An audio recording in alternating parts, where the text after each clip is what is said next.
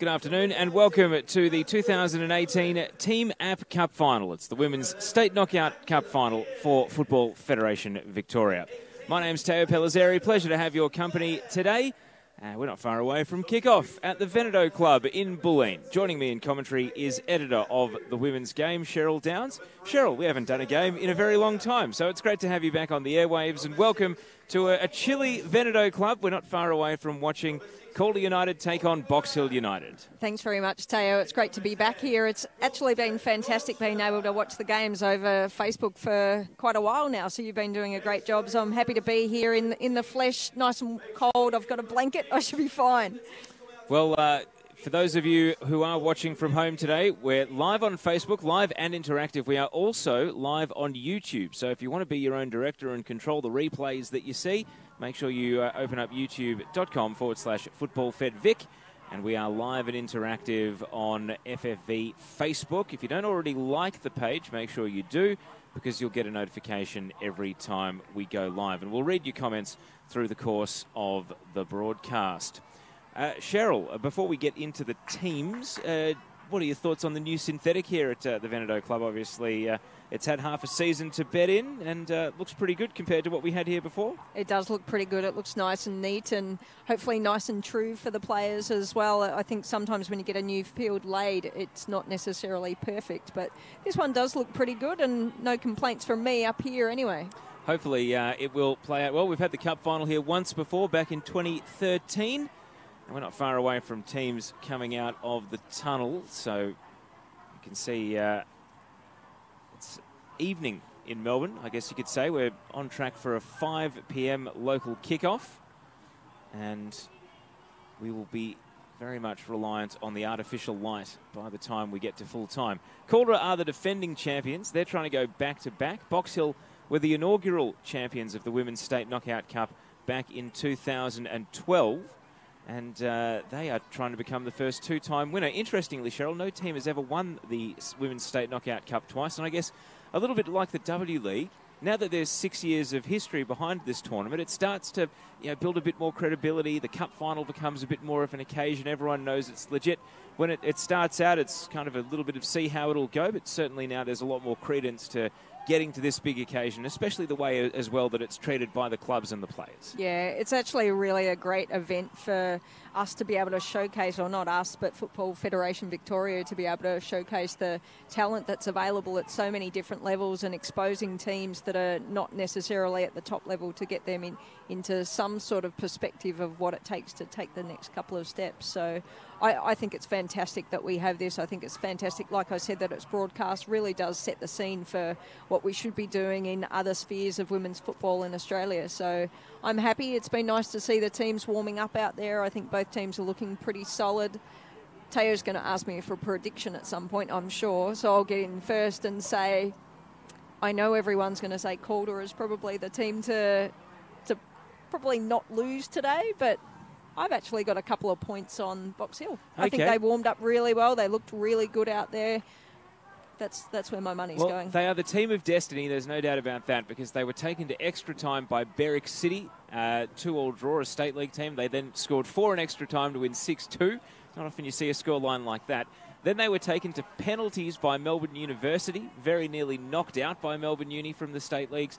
They squeaked through there, and then they came from behind in their semi-final to beat Bayside United on the back of goals from Mel Camilleri. So if there's a team of destiny that was meant to be here, Cheryl, it's Box Hill, who have flirted with elimination every round pretty much from the time they entered this competition, and yet they find themselves in the Cup Final. They're not going to play finals in the Women's NPL. They're well shy of the top 4. Their results, frankly, in the league this year have actually been pretty awful.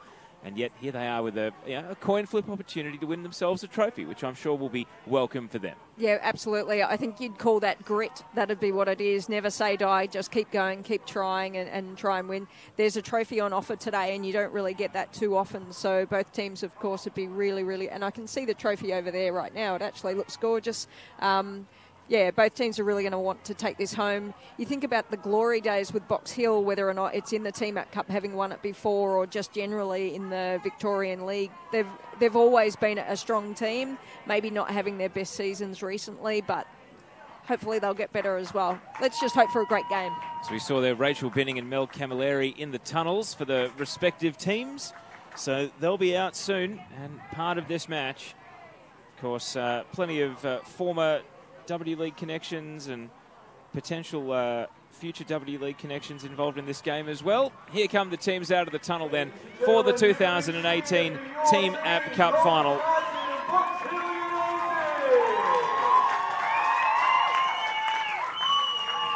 Crowd is building here at the Veneto Club. Of course, it's free entry for all women's games at State League level in Victoria. So hopefully we can crack 500 or so. We're probably getting up there towards that sort of a number at present.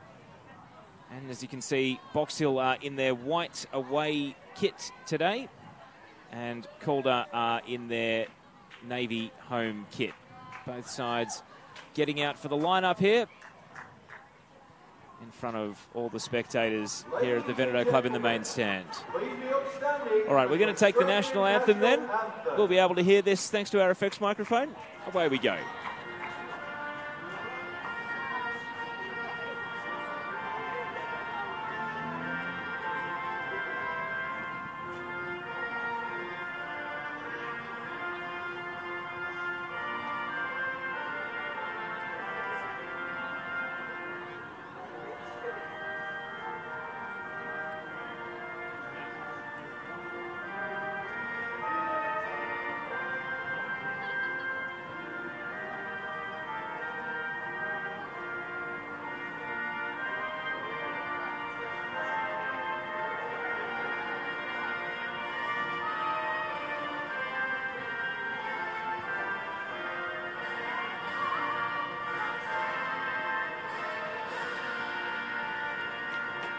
So there you had it, a look at the players before the start of this match. Great work from Sean Ellicott with the rover down at ground level, getting a look at the players during the anthems, and fantastic moment for the mascots from both clubs as well. All right, let's go to the lineups then, and we'll start with Box Hill, with Calder United, I should say. So let's get Calder United and a look at them as the home team.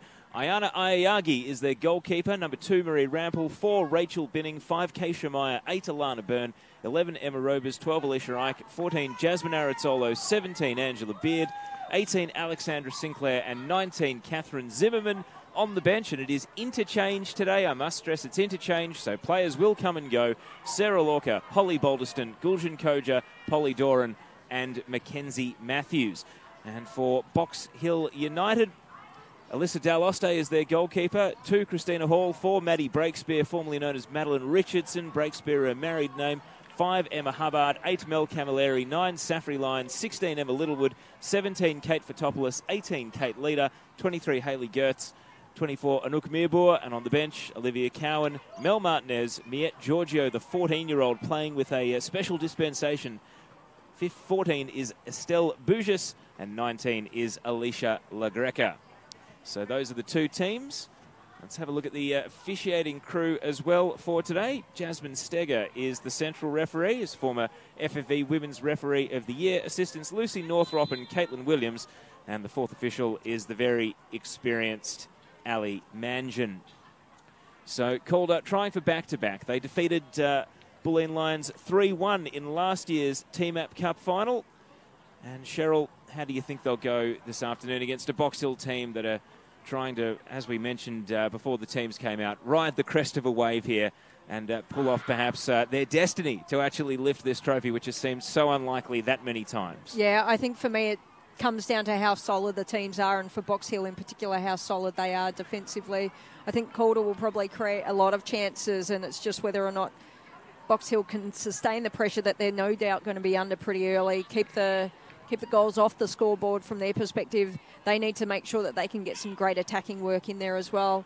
I think it's going to work well for them today that they can get Gulshan Koja will come on and off, and that'll give her some respite maybe because she's probably not in peak fitness given that she's been away on holidays. And the same on the flip side for Christina Hall, who has been under an injury cloud, but she's starting out there today and we'll be able to move her on and off. So, yeah, I think it'll be a fantastic game, and maybe it really sits with Calder a little bit on switching sides already, but I think if we can see a solid Box Hill team, then it's going to be really tight. Certainly hope it'll be competitive. They met in the league last week. It was a 1-1 draw. And that was a Box Hill team, as you say, Cheryl, missing a few players, including Christina Hall with that shoulder injury that has affected her season. It's going to be Box Hill to kick off. For those of you familiar with the Veneto club, they'll be attacking the tennis court's end. And Calder will be attacking the creek end. Jasmine Steger doing one last head count, then the referee. And we are about to crown our first two-time winner of the Women's State Knockout Cup. It's either going to be the inaugural champions Box Hill or Calder back-to-back. Which way will it go? Let's find out and get the 2018 Team App Cup final underway. And Mel Camilleri kicks us off then at the Veneto Club. Chilly but dry conditions for now. No real wind to speak of, which is good news. Straight away, Keisha Meyer chasing the ball down in the corner. If you want to see my best guess at the formations, viewers, they are on the FFV Twitter at the moment, Football Vic. I've also retweeted it on NPLW Victoria. And I'm hoping that they shake out, Cheryl, the way I estimated a 4-4-2 for Box Hill and a 4-3-3 for Calder, although their formation week to week is normally a little bit more predictable, but we might let the first couple of minutes shake out before we start determining who is where. Right now, Box Hill just trying to connect some passes, but Aritzolo is in the way. Emma Robers now. And Alexandra Sinclair nicked off her feet by Breakspear. You see both teams really just feeling each other out at the start of this cup final. On the synthetic, expected to be a quick game a lot of the time.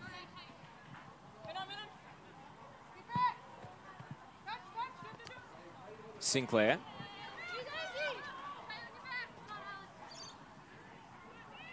It's going to use her pace, Alexandra Sinclair, and Kate Leader in with a challenge to knock the ball out for a throw. Those two were teammates at Keilor Park last year. So, Cheryl, that little duel, left forward versus right back, they'll know each other well. And it does look threatening out there for Calder when they actually create a little bit of space and they can get a quick run on the ball. So that's where we really need to see Box Hill not sort of overcommitting and make sure that they're playing safe.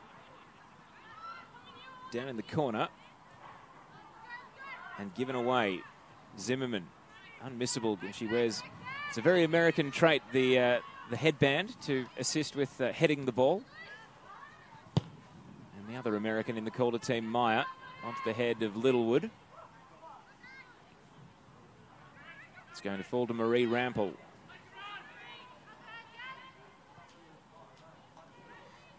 And now at the feet of Zimmerman. Deflected cross and a first touch for the goalkeeper, Alyssa Daloste. She's only young, Cheryl, but it's her second full year as the #1 for Box Hill. So I guess if you can be both young and have a bit of experience behind you, not the worst thing.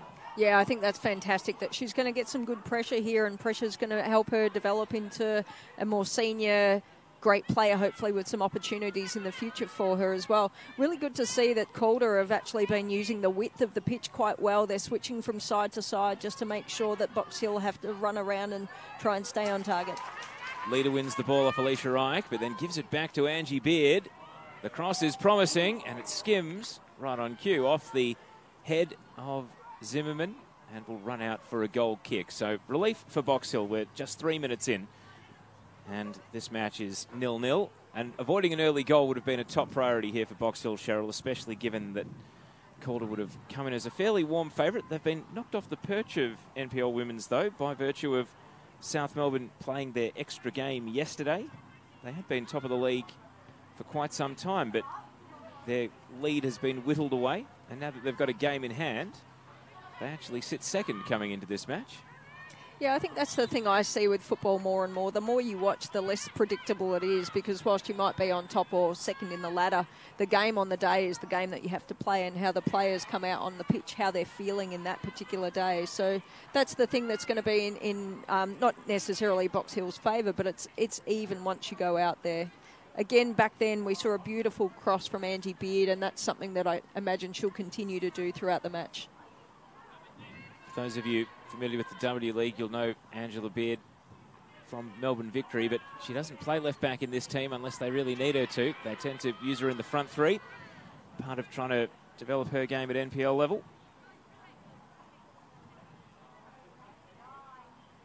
Box Hill trying to construct their first meaningful attack. And it's cleared by Rampel from the right back corner, only as far as Gertz. And now Keisha Meyer with a half volley, a little tentative for Topoulos. Sliding it for Christina Hall. And now driving it into the woodwork. Camilleri with the follow-up, and it's denied by Ayagi on the line. What a save from the keeper. Box Hill somehow not in the lead. Hall unlucky enough to have hit the crossbar, and then the follow-up clawed off the synthetic paint of the line by Ayana Ayagi. What a lucky escape. Yeah, absolutely. That was really, really encouraging for Box Hill to see that they can take possession down and really have a good chance. And we see Christina Hall running onto the ball again. They've got some space, and she really controls the ball nicely. Oh, just didn't make good contact, Mel Camilleri, really. A more true touch of the ball there, and it would have been buried in the back of the net, but it wasn't to be. She'll rue that, I suppose, but, I mean, it comes down to the result at the end of the game. I think it really is, like I said, encouraging for Box Hill to be able to work the ball down there, and probably puts Calder on notice. It certainly does. I think that on the benches, Mark Torcaso, the Calder coach, will have heeded the warning that early foray has shown us.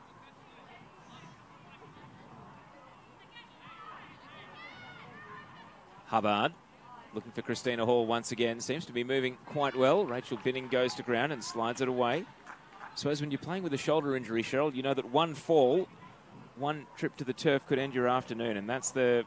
Christina Hall's a very smart, streetwise player, but I'm sure that'll be in the back of her mind today. Yeah, I think she's smart and streetwise, but the other thing about Christina Hall is I think she's absolutely tough as nails. So, you know, whilst it might hurt her if she does go down, I'm absolutely convinced that she'll get back up again. And this game means a lot to her. I had a chat to her just yesterday, actually, and it really means a lot. There's no way she's going to miss the match through injury, and she's just going to give her all. Leader, Hubbard, being forced wide. Keisha Meyer is able to take possession, but gives it straight back. Safri lines now.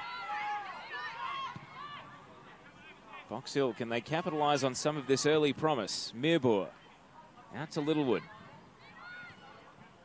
Now Gertz knocked off the ball. Zimmerman. Christina Hall working hard. Breakspear. Plays it to Lyons. And they build again, Box Hill. Dispossessed, Hubbard.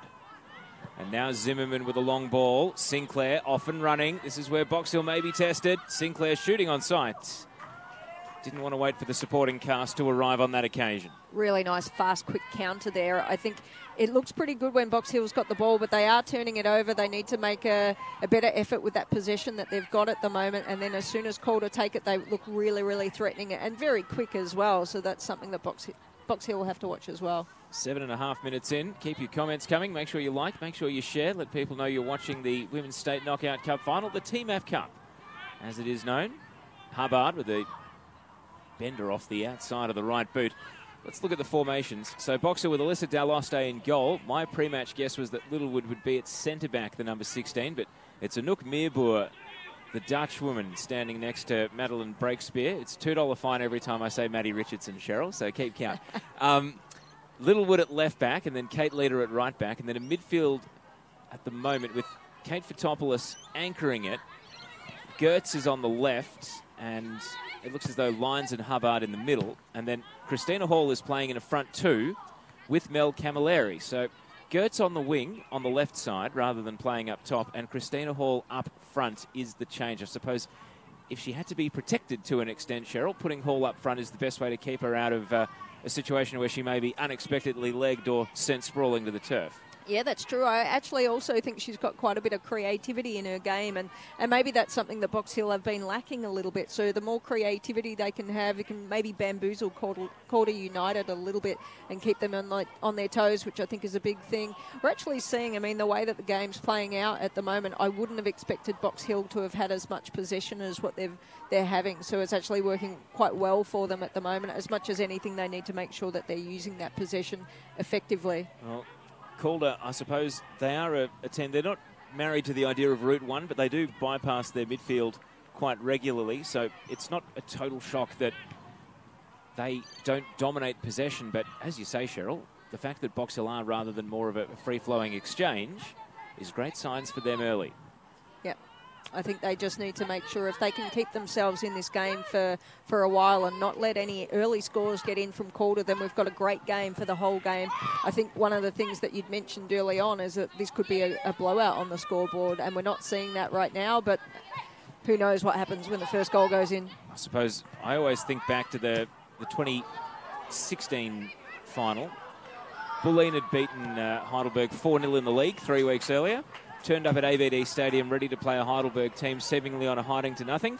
Got beaten 4-0 the other way. So sometimes favouritism just doesn't sit well with teams, especially when it comes to amateur level. It doesn't matter whether it's, you know, the men's NPL or the men's state leagues or the women's NPL. As soon as you take the professional element out of it, the psychology becomes that much more difficult to deal with during the course of preparing for a game. Yeah, everyone wants to knock off the team at the top as well. So if you're running out there feeling like you're the team on top, then you've probably got more to worry about than the team who's just sort of snuck in and really had a bit of a tougher game to get there. So again, I think there are plenty of positives for Box Hill, but there's a lot happening for Calder. Sinclair fashions across. Angie Beard wants the left peg, but is going to opt for the right instead. Sends it wide to the near side. Calder's perhaps best attack so far. Great to have Pararoos international Benny Roach watching in. The movie premiere of the Pararoos movie is tomorrow night, so I'm looking forward to that. We've also got former Calder players, Alicia Newman and Melinda J. Barbieri watching. Mindy's watching from overseas with the young Matildas. They had a very handy 7-0 win yesterday, Cheryl. Yeah, it looked pretty easy in some respects. I watched the stream. It wasn't the best, wasn't the worst stream I've ever seen, but Alex Chidiak with 3 goals, I think that's fantastic for her and really good results for the young Matildas. So, Mindy, I hope the young Matildas are enjoying watching. It was great to see the other Victorian in the squad, Kyra Cooney-Cross, get on the pitch yesterday. And we've got Kate Leader on the ball right here. 11.5 minutes now ticked by, and Box Hill and Calder look like they're in a bit of an arm wrestle so far, which will suit Box Hill. It'll suit the neutrals as well, who might have looked at the table and wondered what to expect this evening. Well, so far, it's been a compelling contest.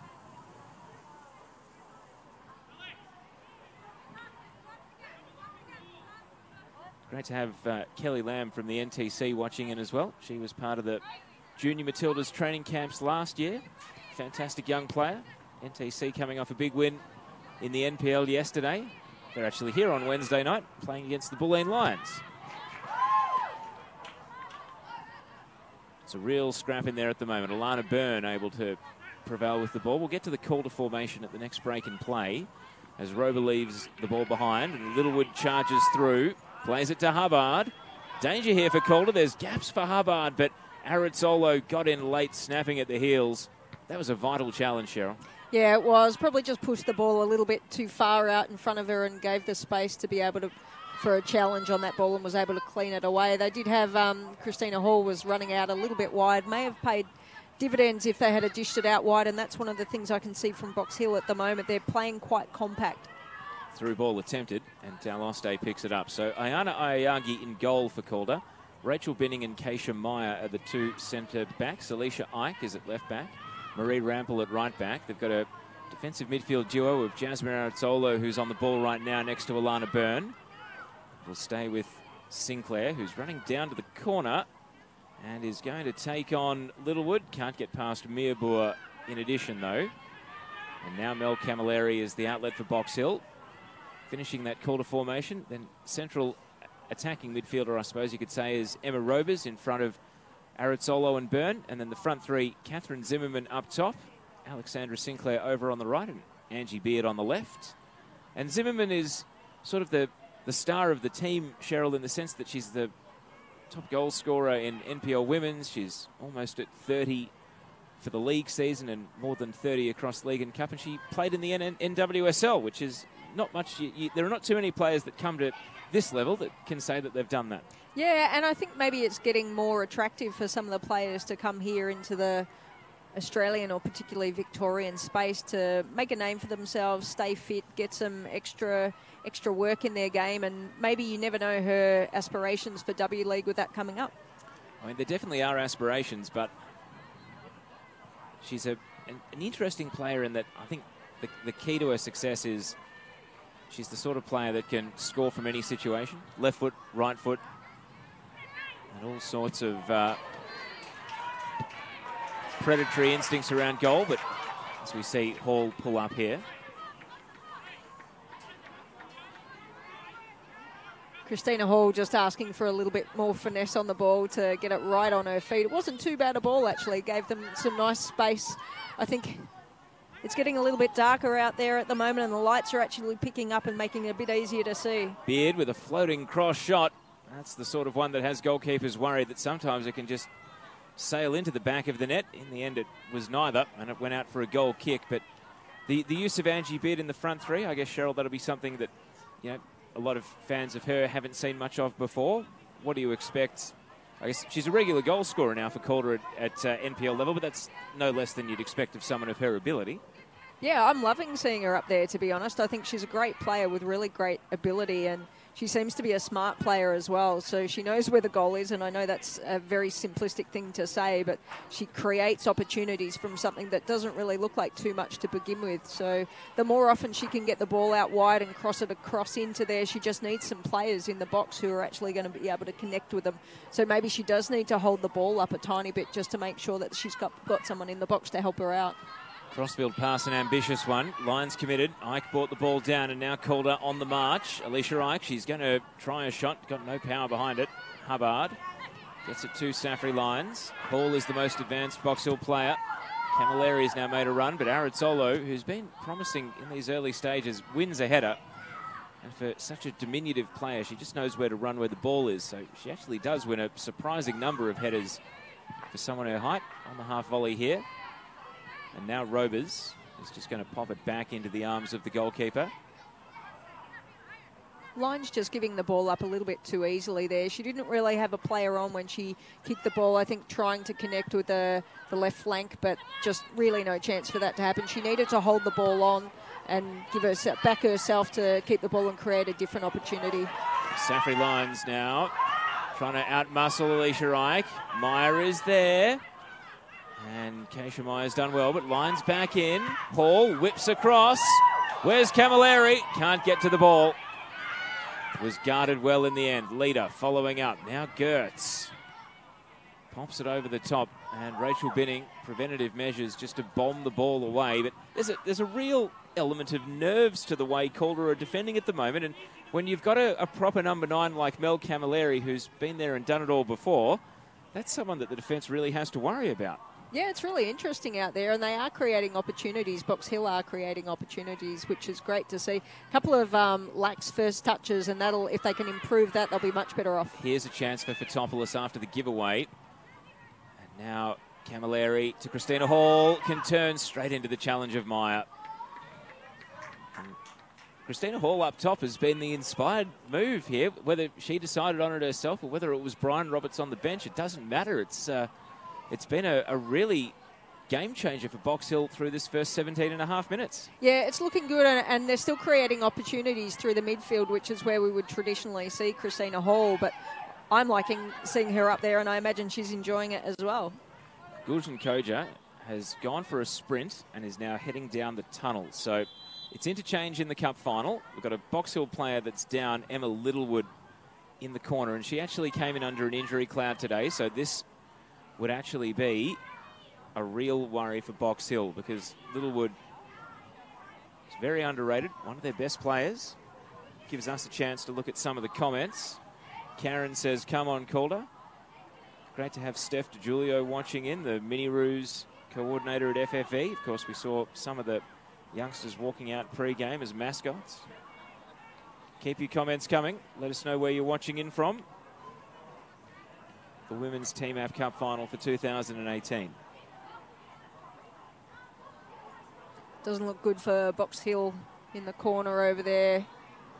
Player looks under considerable duress at the moment. A couple of the Calder players have been stretching out as well, so I don't know if they're finding the cold temperature just something that they need to make sure that they're still moving around while we've got this break in play. So there's Emma Littlewood looking really distressed, and even though it's interchange, you'd think that whatever amount of treatment she could possibly receive won't necessarily make a huge difference to getting her back into the game.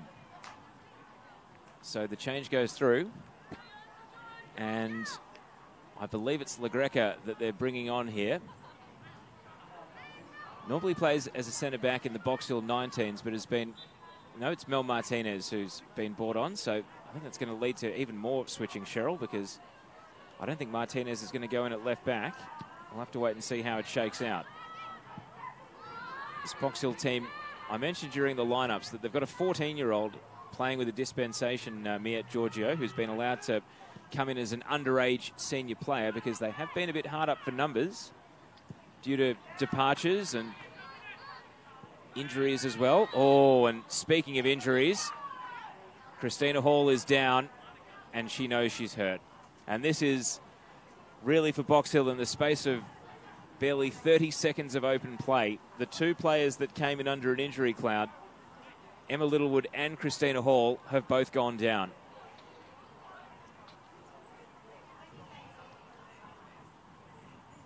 Taking a look at the replay here, just jumped up against Arazzolo and ended up, I think almost the contact in the air was enough to hurt her, Cheryl, and that's a real worry because when it's a shoulder, you know how agonising they can be.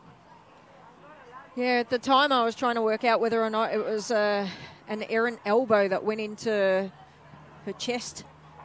Difficult to see from where I was, or maybe my eyesight needs to be a bit better, but Christina Hall is up, she's moving around, and hopefully she's okay. Well, I've described her as a bit like the Terminator in the past, Cheryl, that where other players might leave the game with an injury, Christina Hall just keeps going. That's the case here. Long ball, Calder trying to score. Binning went forward. Martinez, first touch off the bench, gets it away. Arazzolo and Hall. You can see Hall carrying her arm at the moment. This is hard to watch, really, but good luck getting her off the field. Sinclair. Gertz. And now Camilleri.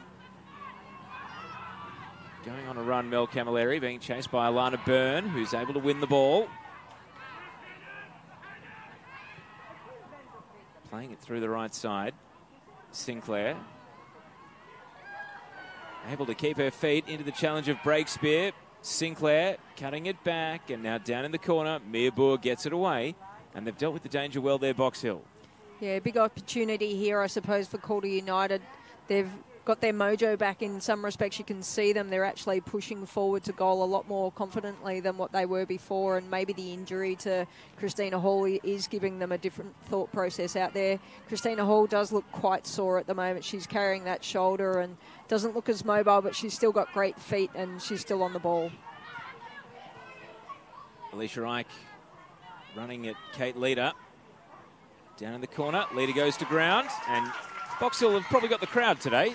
Certainly brought plenty along. Calder have got their fans over on the outer side where we saw a banner earlier to hear the cheers as they force the ball out. Saffrey Lyons. Hall against Arazzolo. Binning, slight challenge on Camilleri. Might be caught out of position here, but they're going to backtrack as Saffrey Lyons plays the pass. And now a chance for Box Hill. Camilleri, will it break for her? Binning, vital intervention. There is just a perilous level of nerves to the Calder defending whenever Box Hill go forward. And in the pile-up here, Binning and Camilleri are both slow to get up.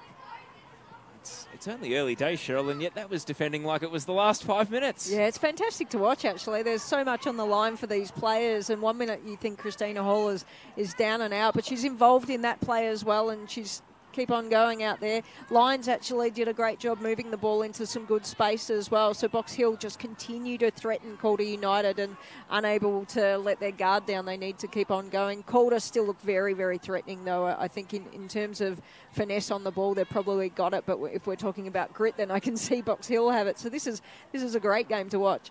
Camilleri really is just such a figurehead to build the team around, leading the line. I think that's the difference between a bottom team without a striker and a bottom team with a striker, Cheryl, because if you've got that goal threat, it means that at any given point in time you could score, you could do something. I think that having Mel Camilleri really just it is keeping Calder honest in this game, where otherwise they might be able to be a bit more comfortable playing the ball around. Yeah, absolutely agree with that.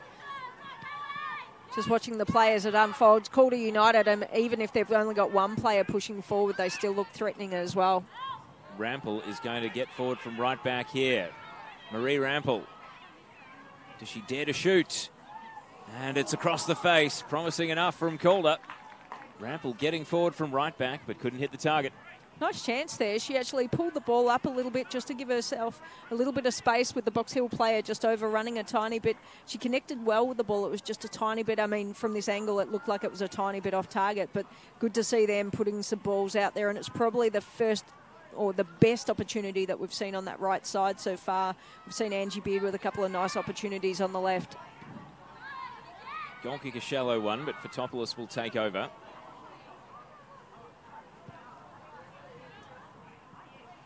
After 25 minutes, feels like we've been out there for longer, to be honest. It's been an action and incident-packed game so far. All that's missing is a goal.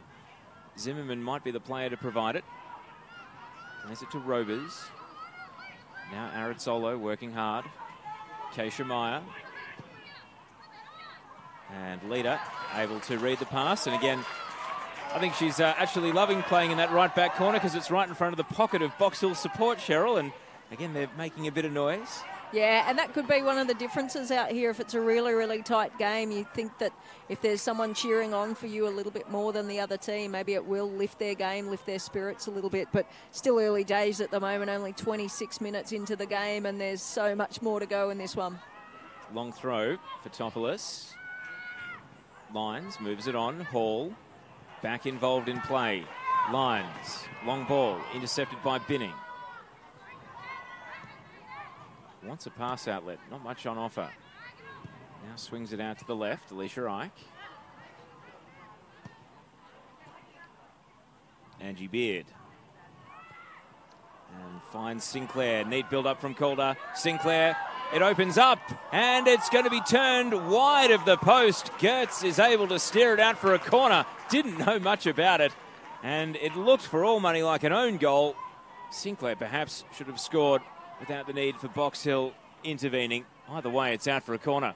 It looks like we're probably even for really great chances at the moment so far. That one wasn't quite as close as the Box Hill chance earlier, but Calder with a good opportunity now. Corner kick coming up. Alana Byrne to take, one of the numerous teenagers involved in this game. Swings it into the hot spot. Sinclair charging through. And now the follow-up from Zimmerman, bending off the outside of the laces. Gertz is there. We'll turn and see only Lyons ahead of the ball.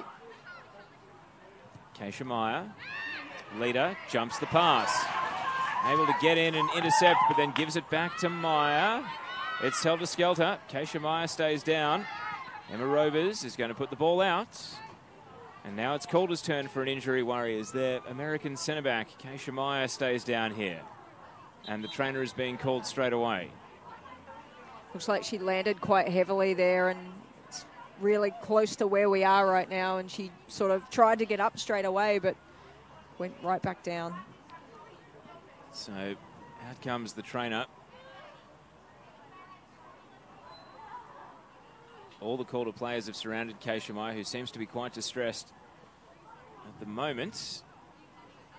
We saw Christina Hall was able to get up earlier after we feared the worst.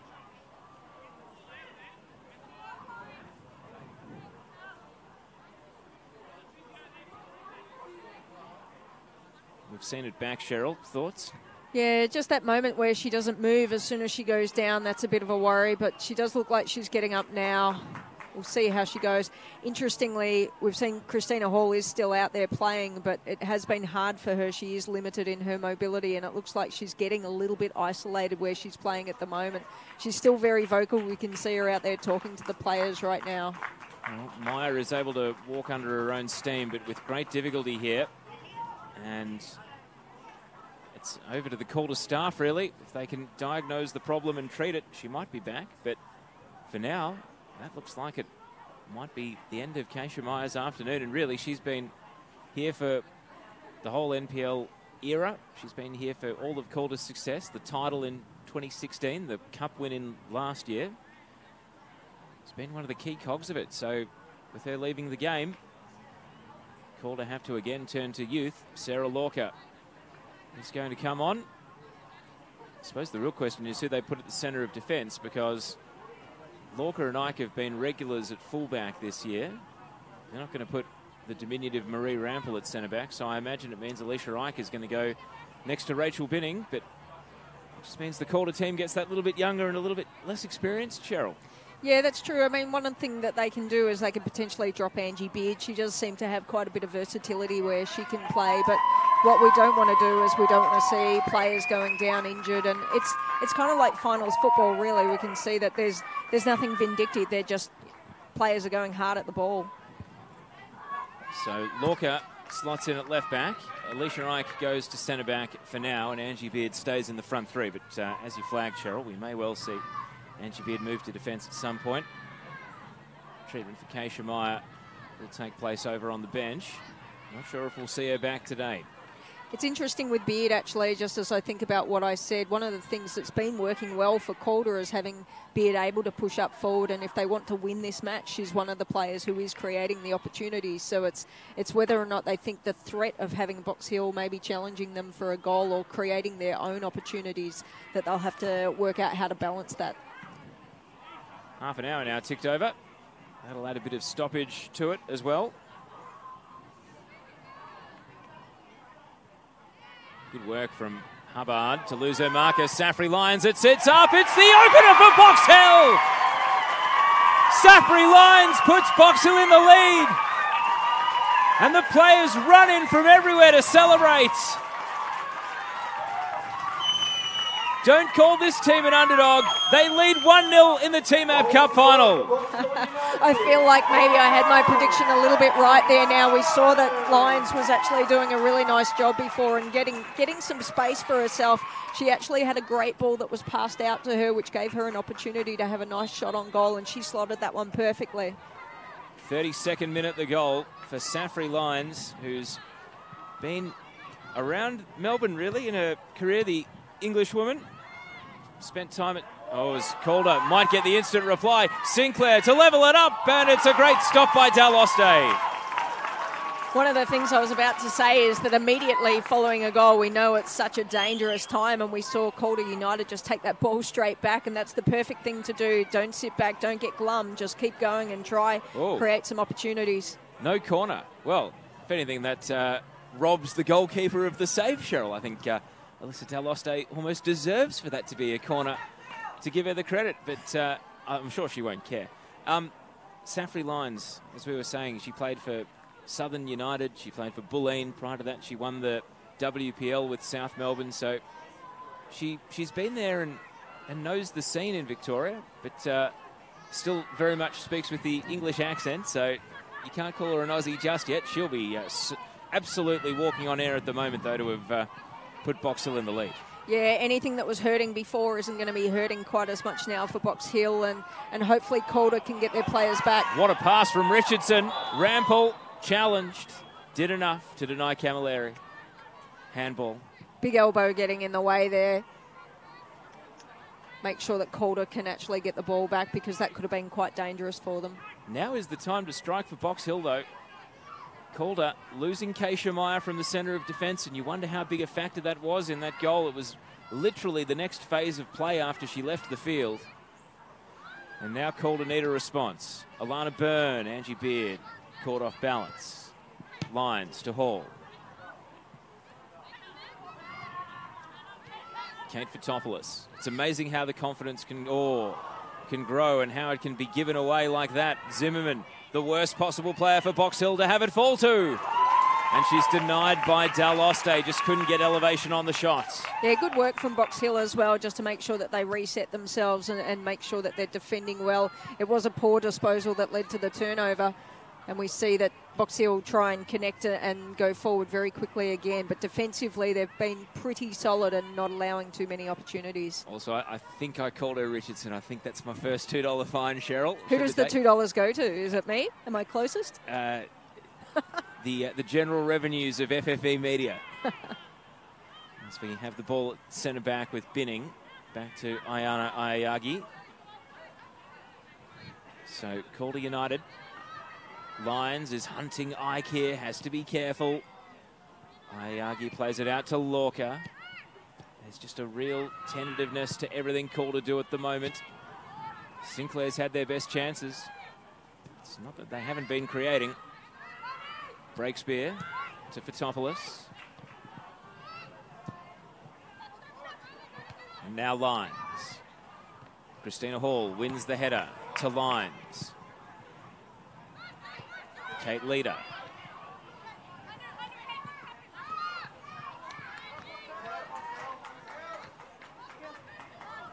Right in front of our effects microphone. You could hear the scuff of the synthetic as Kate Leader threw the ball back in. But Calder take over. Fotopoulos got the back pass wrong last time. This time she finds Mirbour. Mel Camilleri flicking it on. Christina Hall. Chance for Box Hill to threaten. Hall. And the cross, a good one. Lyons, what a chance. Oh, couldn't control the ball. Lorca left it behind and then recovers and gets it away. Dear, oh dear, both players there. Lyons perhaps should have finished, and Lorca then very nearly reopened the door. Yeah, trying to pull that trigger a little bit too late, maybe just waiting for a perfect moment. Sometimes you have to get the boot on the ball, but up the other end we see Sinclair still doing some nice work, staying in a really good position to be able to threaten some turnovers. Well, this game is going in a direction that few would have anticipated. We did flag that 2016 final, though, when Heidelberg came up and steamrolled Bulleen in an 8-goal turnaround between the two teams from their previous meeting to that final. It can happen. And Box Hill won't find a second here as that pass drifts out for a goal kick. But Cheryl, they almost need a circuit breaker here, Calder, to try and get them a bit of authority in this match, because right now they seem responsive to what Box Hill are doing. Yeah, very much so. I think they're really, really tentative and worried about going down another goal potentially, but they need to think about how they can create their own threats. Maybe they need to hold possession a little bit more. You talked about that's not necessarily their biggest style of play, but if they hold the ball, that'll give Box Hill less opportunities is one thing, and if they hold it, it also gives them an opportunity to pull the trigger at the right time. They've had some chances, but they need to create a few more. Cleared from right back. Sinclair able to step through, ball over the top, too much on it. I said the crowd had built up, Cheryl. This is bigger than most W League crowds you get in Melbourne, other than the games at Amy Park, to be honest. We're looking at 500 or 600 now. Yep, it's quite good. I think Box Hill in particular, only from my knowledge, not from necessarily all the facts, but they have a really strong following and a really strong community, and I think that's a key element, and hopefully all of the people out here supporting the teams is a good thing today. Ike couldn't get the clearance first time, but goes back in on Hall. Christina Hall has such a forceful personality.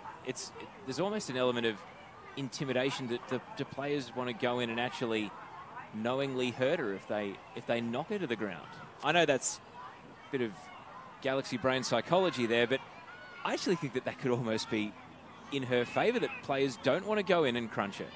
Yeah, that's potentially true. It seems like she's falling out of the game a little bit. Not quite as threatening, and maybe she's a little bit tentative on the ball as well, but we have talked about how tough she is, and she's still running into the spaces, and that's one of the keys. Binning got it on at all costs to Byrne. And now out to Rampel, who's escaped through the right side. Marie Rampel able to get past Gertz, and the cross set up for Fotopoulos.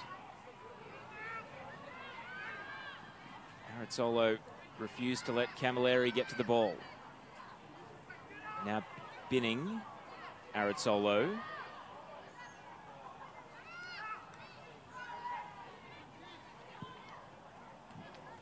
Off the head of Rovers. It'll hold up then. Sinclair can challenge. And now Angie Beard over on that preferred left foot. Beard cutting in. Goes to ground. And Leader is able to win the ball. Referee had a perfect view. Alicia Ike. Byrne. Lorca. Past Fotopoulos. And now Zimmerman. Off and running.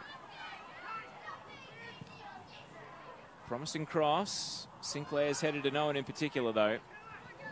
Any thoughts on... I thought Box Hill might have been a bit more aggressive in their shout for a penalty there, but... Nice work defensively again from Box Hill. I think they're looking quite solid, but I still think that they're giving up the ball a little bit too easily when they've got an opportunity to just hold on to it. Good to see that Angie Beard getting back involved on the ball. I think they do look incredibly threatening with her. And if she's connecting with Sinclair as well, that's when they look probably at their best for me. Cindy Lay, former Box Hill player, watching in, saying, "Go girls." Of course, former W League player as well, Cindy Lay. Referee's whistling here because we're going to have another change. It is interchange this evening for those of you not familiar. And the switch will be Jasmine Arazzolo coming off. And it looks like Polly Doran coming on. Doran, who was the real X factor in the semi-final for Calder, scoring twice in their 4-1 win against Geelong Galaxy. Barely played 20 minutes, Cheryl. Came off the bench, scored twice, went back to the bench. Sounds like a perfect outing to me. Thanks for your hard work. I wonder if she can have a similar effect on the final here. And that's what Calder need. They need a bit of attacking injected into their game and be less worried about the... Beard's pass. Zimmerman willed herself onto the ball. Sinclair. And, well, buys a corner, if nothing else. You heard the groan of the crowd as her attempted shot hit the boot, but they still get a corner out of it. Yeah, it's actually great stuff for Calder to actually bring the ball back down there again and gives them another chance, and every chance they're getting, and they're actually doing well. We can see the scoreboard here. They've got a nice fancy new scoreboard, and Calder have had more shots. They've had equal shots on goal, but they're creating more opportunities. They're just not getting them in the net. Great initiative from the Veneto club. Wasn't here last time I was here, Cheryl, and that was just over a week ago. Here comes the short corner in and held on the bounce. Angie Beard's cross. Swept upon by Daloste. Plays it out to Hall. Byrne. Christina Hall. And it's going to roll out for a Box Hill throw.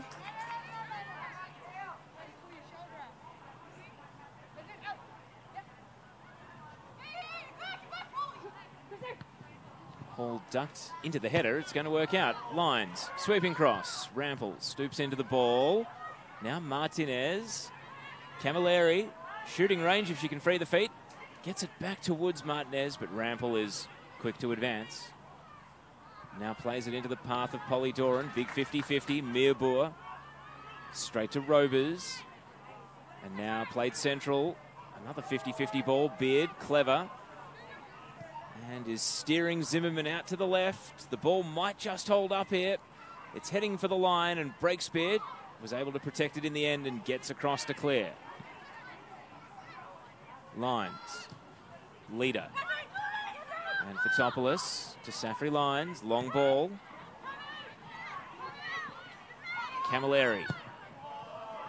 And, well, not sure if the thinking was to bend it towards Martinez on the left or try and catch the keeper out. Either way, straight to Ayana Ayagi. Looked pretty wasteful to me, that ball. We had Christina Hall running down on the right flank. She would have been a good opportunity to create some space and build some momentum with that ball, but given away much too easily. I think this is a really dangerous time at the moment. We've got maybe a little bit of added time for some injuries that we've seen, but Calder would love to go into halftime levelling this game. Sarah Lorca getting forward from left back. The cross knocked away by Meerboer, who's waving the defence up. Robers back to Binning. Of course, the first major injury of the game was Emma Littlewood for Box Hill, and then Keisha Meyer for Calder. Neither have returned. I don't think either will return based on the nature of the injuries they suffered. Robers out to the right side. And Rampel didn't give up on it, but it is going to be a Box Hill throw. Yeah, you'd have to worry at halftime as well whether or not Christina Hall, once she's cooled down a little bit, how that shoulder will go. She's running around and still doing a great job out there, but you just worry about that cooling down factor and how much they've got on the bench. What can they bring out? We're not far from halftime, just a minute plus stoppage to go. Fourth official Ali Manjin will have been keeping a keen eye on the watch. Zimmerman, now Doran. It's a low cross, Breakspear. Able to clear it away. Calder try again. Zimmerman. Rampel. Hubbard. It's really stepped it up for this final, Emma Hubbard. She won the T-Map Cup with the Burundara Eagles back in 2015. That crazy final, which finished 5-3. Doran able to skip past Hubbard on this occasion. Space to swing it across then. Too close to the keeper. There'll be a minimum 2 minutes time added on. And as you can hear from the ground announcer, 2 minutes of stoppage at the end of the first half with Box Hill holding a 1-0 lead thanks to Safri Lyons' goal. A little bit of the sting has gone out from the game, but you'd think with the last 2 minutes, Calder are really going to do everything that they can to try and level this up. Beard runs out of real estate. Down at right back now. Box Hill. Perhaps their thoughts will turn to locking this down and getting into the rooms. Calder want one last hurrah. Doran has Rovers in space. Wants Rampel on the overlap. And does arrive. It's going to bounce on. Sinclair on the volley. What an end to the first half that would have been.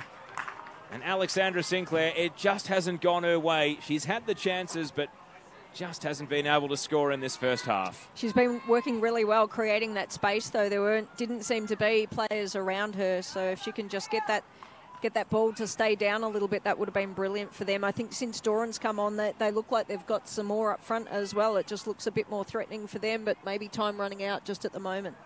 It will be interesting to see how both teams shuffle the pack in the second half. Interchanges, such an X factor for a match like this, given that in the women's NPL it's substitution.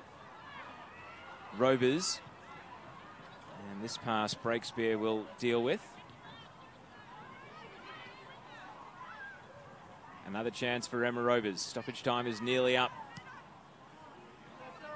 Lorca holding her ground. Strong work from Lorca. Swings it into the path of Rampel, but it's a loose touch. And the ball rolls out for another call to throw. They've got to hurry here. Jasmine Steger looks at her watch.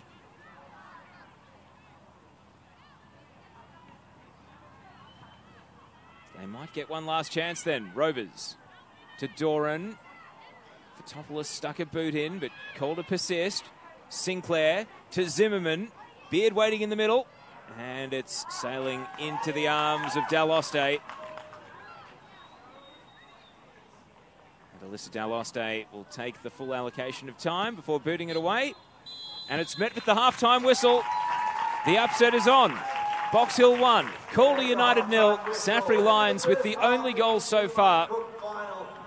Box Hill really signalled their intent by nearly scoring in the first 3 minutes of the game. Somehow they conspired not to score from that chance, but they've kept coming at both ends, and ultimately it was after the injury to Keisha Meyer at the very next phase of play after we restarted, Safri Lyons was able to score. And Cheryl Downs, even though Box Hill lost Emma Littlewood to injury themselves, they are the ones who go in at halftime in front. What are your thoughts? Yeah, they're definitely going in front at the half, but I think the sting went out of their game, most particularly towards the end of that. So Calder are starting to be on the ball a little bit more and create more opportunities. So they're definitely not out of it. They're just a goal down, and you know, it's football, so one goal down is nothing. I think Box Hill just look like they're really not creating much up top at the moment, and I think that's going to be a real concern for them, that they're protecting a goal and they've got lots of opportunities coming at the other end for Calder. So I think this is very, very even at the moment, with Calder looking quite threatening. Is the strategy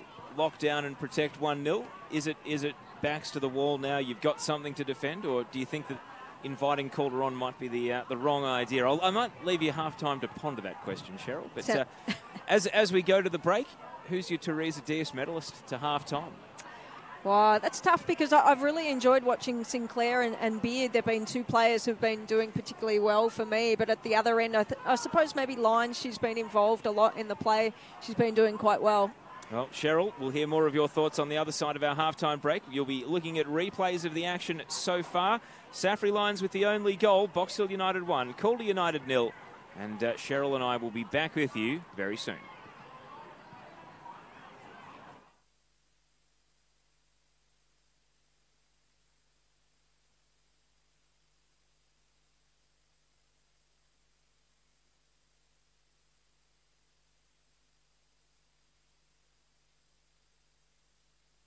Shamaya with a half volley, a little tentative for Topolis, sliding it for Christina Hall, and now driving it into the woodwork. Camilleri with the follow-up, and it's denied by Ayagi on the line. What a save from the keeper, Hubbard.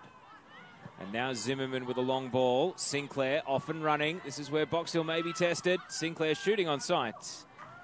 Didn't want to wait for the supporting cast to arrive. It's getting a little bit darker out there at the moment, and the lights are actually picking up and making it a bit easier to see. Beard with a floating cross shot. That's the sort of one that has goalkeepers worried that sometimes it can just... Self to keep the ball and create a different opportunity. Saffrey Lions now trying to outmuscle Alicia Ike. Meyer is there. And Keisha Meyer's done well, but Lions back in. Hall whips across. Where's Camilleri? Can't get to the ball. Wait. Now Camilleri to Christina Hall, can turn straight into the challenge of Meyer. Might be caught out of position here, but they're going to backtrack as Saffrey Lions plays the pass. And now a chance for Box Hill. Camilleri, will it break for her? Binning, vital intervention. To get forward from right back here. Marie Rampel. Does she dare to shoot? And it's across the face. Promising enough from Calder. Rampel getting forward for Hall. Back involved in play. Lions, long ball, intercepted by Binning. Andy Beard. And finds Sinclair. Neat build up from Calder. Sinclair, it opens up, and it's going to be turned wide of the post. Gertz. Good work from Hubbard to lose her marker. Saffrey Lions, it sits up. It's the opener for Box Hill. In her career, the Englishwoman spent time at... Oh, as Calder might get the instant reply. Sinclair to level it up, and it's a great stop by Daloste. Stratton. Hall. And the cross, a good one. Lines, what a chance. Oh, couldn't control the ball. Lorca left it behind and then recovers. Escapes through the right side.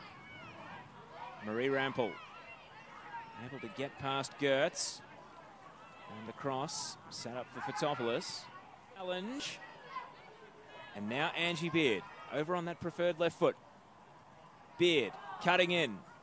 Goes to ground. And leader is Beard's pass. Zimmerman willed herself onto the ball. Sinclair. And, well, buys a corner, if nothing else. You heard the groan of the crowd as wants Rampel on the overlap. And does arrive. It's going to bounce on. Sinclair on the volley. What an end to the first half. That Fotopoulos stuck a boot in, but Calder persist. Sinclair to Zimmerman. Beard waiting in the middle. And it's sailing into the arms of Daloste.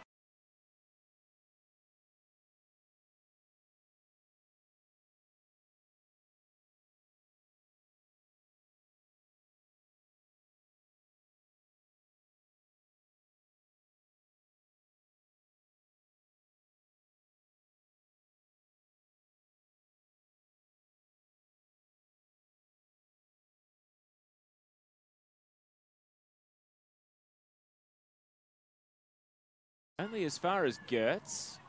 And now Keisha Meyer with a half volley. A little tentative for Topolis. Sliding it for Christina Hall. And now driving it into the woodwork. Camilleri with the follow-up, and it's denied by Ayagi on the line. What a save from the keeper. Zimmerman with a long ball. Sinclair off and running. This is where Box Hill may be tested. Sinclair shooting on sight. Didn't want to wait for the supporting cast to arrive. It's getting a little bit darker out there at the moment, and the lights are actually picking up and making it a bit easier to see. Beard with a floating cross shot. That's the sort of one that has goalkeepers worried that sometimes it can just... Self to keep the ball and create a different opportunity. Safri Lyons now trying to outmuscle Alicia Ike. Meyer is there. And Keisha Meyer's done well, but Lyons back in. Hall whips across. Where's Camilleri? Can't get to the ball. Wait. And now Camilleri to Christina Hall. Can turn straight into the challenge of Meyer. Might be caught out of position here, but they're going to backtrack as Safri Lyons plays the pass. And now a chance for Box Hill. Camilleri, will it break for her? Binning, vital intervention. To get forward from right back here. Marie Rampel. Does she dare to shoot? And it's across the face. Promising enough from Calder. Rampel getting forward for Hall. Back involved in play. Lyons, long ball, intercepted by Binning. Andy Beard. And finds Sinclair. Neat build up from Calder. Sinclair. It opens up, and it's going to be turned wide of the post. Gertz. Good work from Hubbard to lose her marker. Safri Lyons, it sits up. It's the opener for Box Hill. In her career, the Englishwoman spent time at... Oh, as Calder might get the instant reply. Sinclair to level it up, and it's a great stop by Daloste. Breton. Hall. And the cross, a good one. Lyons, what a chance. Oh, couldn't control the ball. Lorca left it behind and then recovers. Escapes through the right side. Marie Rampel able to get past Gertz. And the cross set up for Fotopoulos. Challenge. And now Angie Beard over on that preferred left foot. Beard cutting in. Goes to ground. And leader is... Beard's pass, Zimmerman willed herself onto the ball. Sinclair, and, well, buys a corner, if nothing else. You heard the groan of the crowd as wants Rampel on the overlap, and does arrive. It's going to bounce on. Sinclair on the volley. What an end to the first half. That Fotopoulos stuck a boot in, but Calder persist. Sinclair to Zimmerman. Beard waiting in the middle. And it's sailing into the arms of Daloste.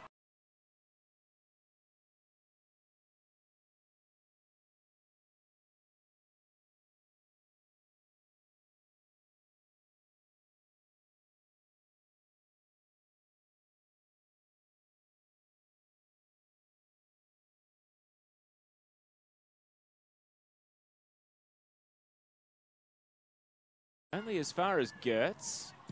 Now Keisha Meyer with a half volley, a little tentative for Fotopoulos, sliding it for Christina Hall, and now driving it into the woodwork. Camilleri with the follow-up, and it's denied by Ayagi on the line. What a save from the keeper, Hubbard. And now Zimmerman with a long ball. Sinclair off and running. This is where Box Hill may be tested. Sinclair shooting on sight.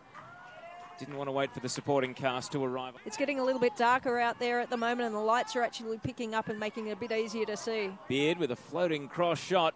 That's the sort of one that has goalkeepers worried that sometimes it can just... Self to keep the ball and create a different opportunity. Safri Lyons now trying to outmuscle Alicia Ike.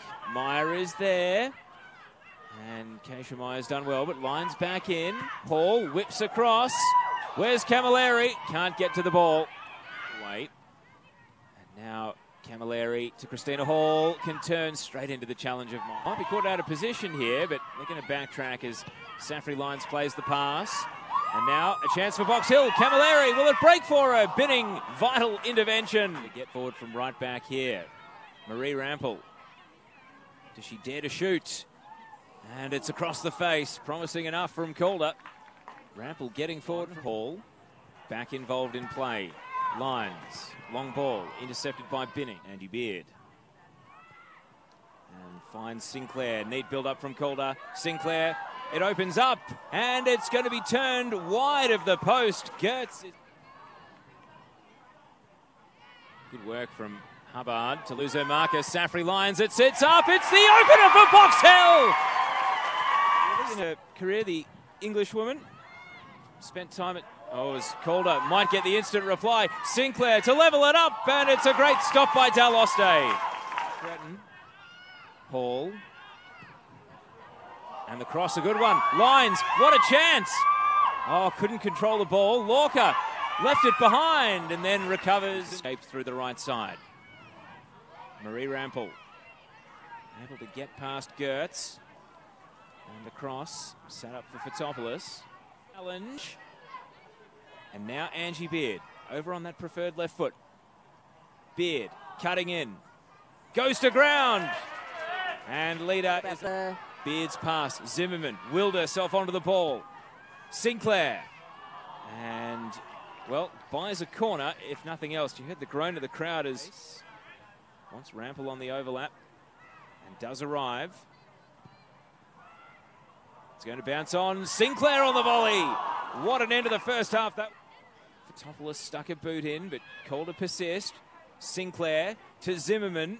Beard waiting in the middle. And it's sailing into the arms of Daloste.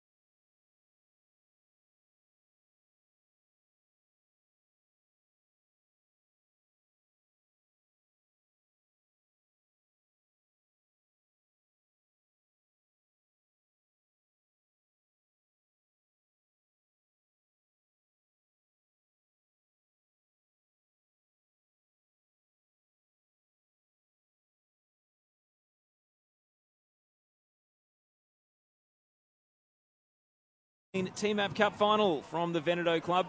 It is half-time, about to kick off the second half, where Box Hill United 1, lead Calder United 0. Box Hill trying to become the first two-time winner of the trophy and deny Calder going back-to-back. Safri Lines with the only goal of the game so far coming in the 32nd minute. My name's Teo Pellizzeri. Joining me in commentary is editor of the women's game, Cheryl Downs. Cheryl, the first half is more than lived up to our expectations so far. What do you think we can expect here in the second half? I think Calder are going to come out reinvigorated because there's no way they're going to want to go down here. Yeah, it'll be super exciting. The players are going to be quite cold, so it'll be interesting to see how quickly they can get back on fire because that's what we need from them. I think Box Hill would be pretty happy with where they are at the moment, but one goal is nowhere near enough. So Calder to attack the right of your screens or the tennis court's end here in this second half as we get back underway. They are chasing the game, trying to avoid what would be, I think, with all due respect to Box Hill, a monumental upset, although they do happen. In particular, they tend to save themselves for women's Victorian football finals, Cheryl. You think back to the South Melbourne years in the WPL when Sandringham would come up and knock them off, and just some of the results that would pop up from time to time that the old, you know, I think for lack of a more elegant word, choke does tend to rear its ugly head from time to time. Part of it's the choke and the other part is the big game winning mentality. Every game's an important game, but these big games, they are played differently. As we see Calder on the attack, trying to erase that deficit straight away. Flashing through the penalty area. Zimmerman was closest to the cross as it came in from Lorca over on the left side. it's going to be a restart. So on a more serious note, Cheryl, we have had 2 high-profile injuries in the first half, and neither player has returned, which was perhaps to be expected. Emma Littlewood, who came into this game under an injury cloud, left the match, and Keisha Meyer also out with, what looked like a knee or an ankle. So this is going to be structural issues for both teams in the second half, but also perhaps mental ones as well, knowing that key pillars of both teams aren't going to be there. Yeah, and I suppose this is not finals football, but it's championship football in some respects. Christina Hall, who's also injured herself, she's still out there creating opportunities, and that's this is going to come down to who's tougher on the day, regardless of whether or not you've got some injuries out there. Robers playing it to Sinclair. Now Alexandra Sinclair, who is body checked here, and Breakspear protests her innocence. Cheryl, do you think that one might have been a bit of a softer call? I do maybe a trailing arm, though, has collected Sinclair here, I think, to be fair. I probably need to see the replay to see that, but from my perspective, it didn't look like there was too much in it. Maybe just trying to jostle for position on the ball. But I stand corrected if I see the replay. Make sure you like, make sure you share, let people know you're watching. Let's get the audience back up at the start of the second half. Back into triple figures. It's been a great response so far. Lots of people just saying hello or giving us a like or wave emojis in the comments, but we will answer your questions if you've got any. Right now, there's a free kick on the left side to be taken by Angela Beard. And into the pack of players it goes, and Camilleri, back on defensive duty, wins the header away. Alana Byrne, first out to the ball. Back to Rampel. Now Binning. It's not fluent from Calder. Martinez. Byrne to Doran. Chance to face the attack, and Angie Beard was running inside. Doran's pass very much outside. So it rolls down to the corner. Got a throw in coming now for Box Hill. Zimmerman's header, Sinclair. He's going to roll it into the path of Robers. And Daloste confident enough to take that with a foot trap before picking it up. So yeah, that was... For a 16-year-old, she's pretty unflappable, Cheryl.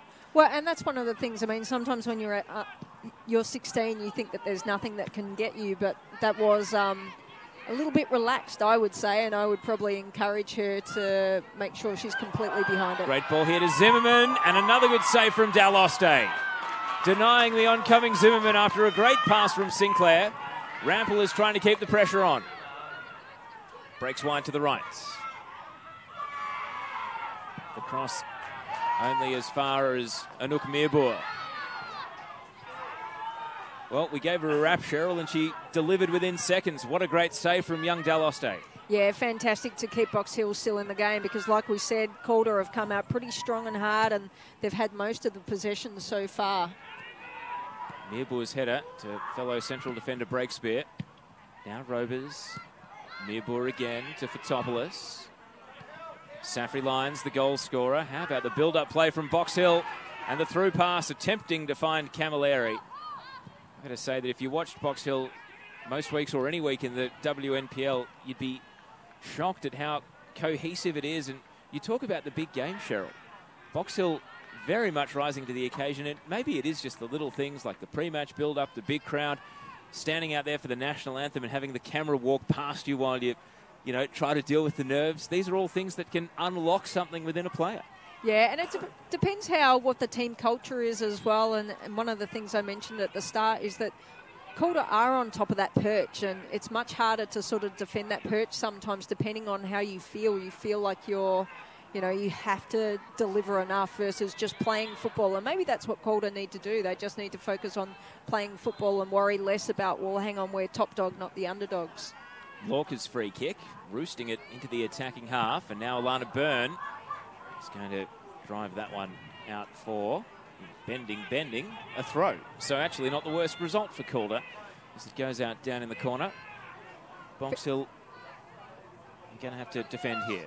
Very interesting shot, though. I wonder in her career how many times she's actually nailed that into the net, which was probably the intention that she had, and it was so far off, it's probably not the best choice that she could have made. Alana Byrne, one of the core of Calder players, as we see Rample's cross here bouncing, that has come through the Calder under-19s the last 2 years. They've won the, what was the old under-18 and now under-19 division back-to-back.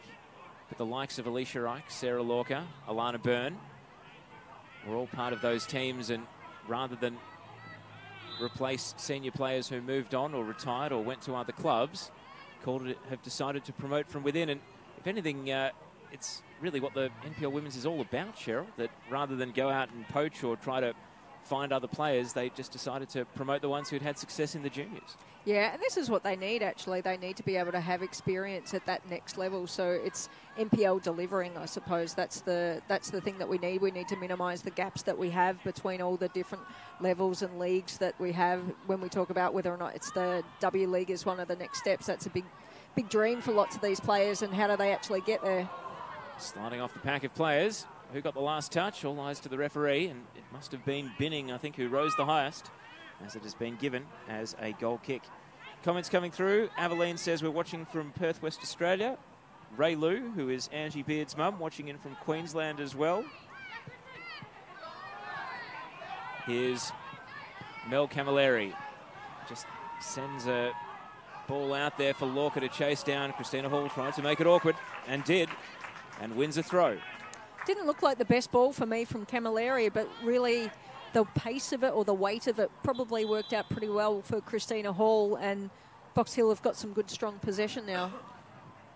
So this is a big moment. Gulshan Koja, the veteran Melbourne Victory player, is going to be coming on for the first time this evening. She's only just back from a few weeks overseas though, Cheryl, so there had been a lot of intrigue as to how much she'd be able to play, and here we go. Lazarus lives because Emma Littlewood is back and is replacing Mel Martinez. So interchange right there, a factor. Gulshan Koja comes on for the first time. Emma Littlewood, after suffering injury in the first half and having to leave the game, is able to get subbed back on. This is a strong interchange for both teams, and be interesting to see if there's any immediate impact. Ball bouncing around the top of the area and driven away by Byrne. Break spear. Kate Leader caught by Alana Byrne, who continues to run. And now out to Sinclair, who's going to work to keep this in. It's done well. Cross for Zimmerman. This is where she's dangerous, Catherine Zimmerman. On this occasion, shut down by the close checking of Hubbard. And the ball is cleared out for a throw.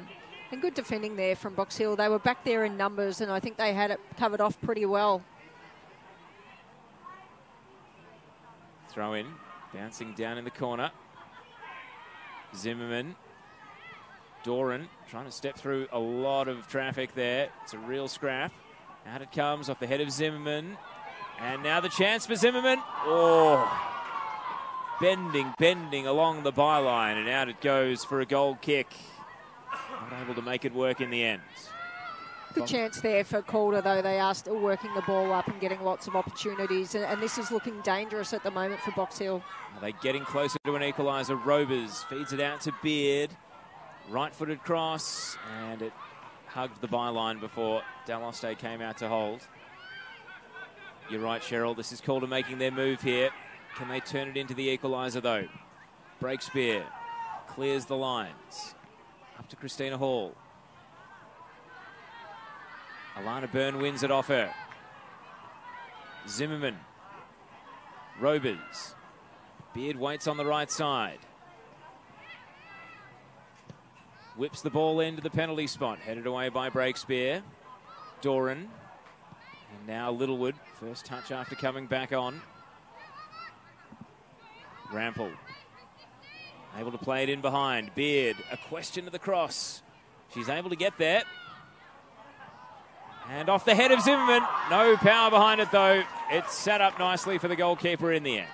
Nice chance, though. Great to see Calder really trying to put together some good chances out there. And with more chances, there's a big opportunity that they're going to level their score. We haven't seen a lot from Box Hill this half, I don't think. So they need to work out if they're going to just defend the solitary goal.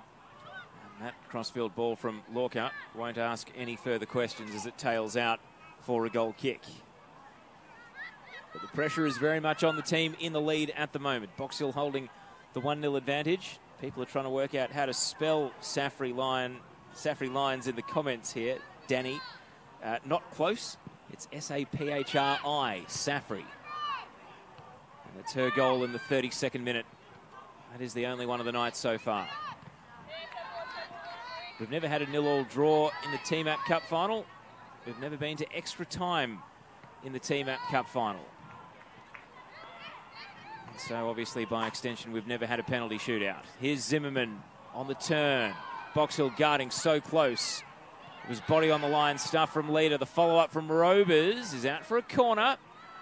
Kate Leader bore the brunt of Catherine Zimmerman trying to turn and shoot there. Nothing untoward about it, just the cost of doing business, unfortunately, and now it's her turn to receive treatment.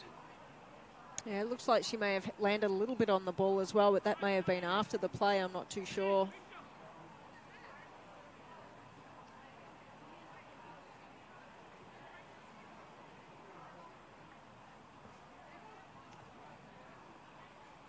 While we're waiting to see how she's doing, I think one of the key things that we would be interested in tonight is whether or not we will go into extra time. It is a cool evening. There's a good crowd, so the crowd may actually start lending a little bit of extra support. Well, the attendance, I must say, has been exceptional. I'm normally an optimist with these things, given it's my job to promote them, Cheryl, and even I'm blown away by the number of fans who've come through the gate here at the Veneto Club. Free entry, obviously, but last couple of years it's been out at Hume. Maybe the fact it's in the southeastern suburbs has attracted a few more, but also plenty watching online on both Facebook and YouTube. If you're watching at home and you want to go back and see any incidents from the first half or chase something up that you want to see another time, you can be your own editor, really, and open it up on FFV YouTube as well. So make sure you check that out if you want to watch it on your TV perhaps as well, connecting YouTube. Facebook comments are live and interactive though. The good news for Kate Leader is she's back on her feet.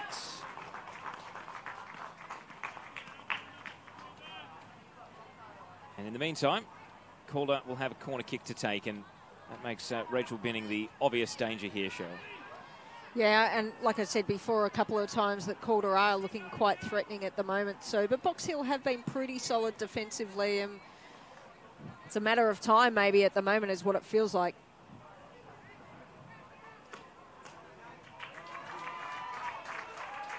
So interchange goes through, and Martinez, who had only just been subbed off for the returning Littlewood, now gets thrown back into the action.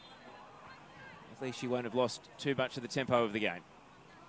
Corner kick then, taken short. Zimmerman is going to dribble past Fotopoulos and then skip past Littlewood and shoot at the near post. But not enough power to trouble Daloste. Yeah, as it's getting cold out there, it's probably harder to connect nicely on the ball, but it's also going to be quite hard for Daloste to pick it up. I think hopefully her hands are nice and warm. Lorca fouled. Mirbour able to knock her over, and maybe somewhat fortunate to avoid the first yellow card of the evening. Great dashing run from Lorca. Gets a couple of high fives as she leaves the scene, but what do you reckon, Cheryl? First yellow or just a foul? No, just a foul, I think, for me. I'm not sure what you would have seen in that one that would have called it anything otherwise, but yeah, maybe didn't look like a trailing leg or anything intentional. It maybe a bit messy. So, free kick, Angie Beard has buried a few this season. Think of South Melbourne at Lakeside. That was maybe the standout against her Victory W League teammate, Beth Mason-Jones. She comes up with something here. We've got the perfect view. 4 in the wall. Alyssa Daloste waiting on the goal line. It's Angie Beard's moment. And that one is too close to the keeper with a bobble, but held on to by Daloste. Yeah, nice ball, but probably just too much right in the middle and really easy to pick up, but maybe with a bit of light, maybe with a little bit of dew settling on the ball, it is getting harder to pick up first go. Sinclair at the byline, and Box Hill defenders surround the ball, able to get it clear. But all we're seeing at the moment is literally Calder going on and on and on, really threatening, and it's been a while since Box Hill have brought it out. And now held on to by Daloste. So they're getting peppered at the moment, but they're hanging in there, Box Hill, with still a 1-0 lead. As we go beyond the hour mark now.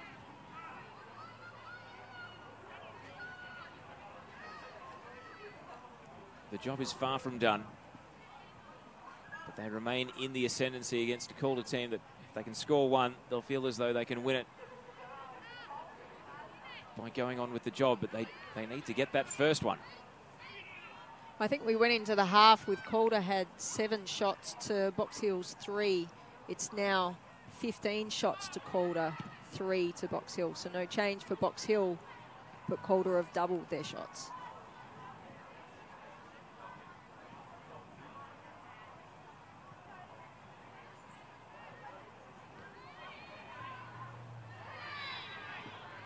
And out of this tussle, Safri Lyons has been pushed in the back. So foul and free kick going Box Hill's way. And you can see that they're eager to shift players up the pitch and move out of permanent defence, which has been their mindset for the last 10 minutes or so. Breakspear driving it straight into Rampel, and this could launch a counter-attack. Gertz did well.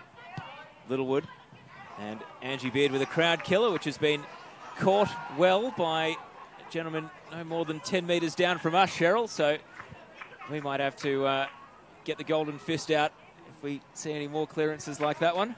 Angie Beard did very nicely put her hand up to say no harm, no foul, all's good out there. Just thinking about Box Hill's game at the moment, they've got a tiny bit of possession right now, but it's something that they haven't had for a little while. And you think back to the first half when they were actually doing quite well, and what's the difference between now and then. And I think one of the things is belief for Calder. They're actually believing in their game a little bit more, and maybe their first half nerves have settled down, which, you know, given that they're trying to fight to get back into this game, it's changed the look and feel right now.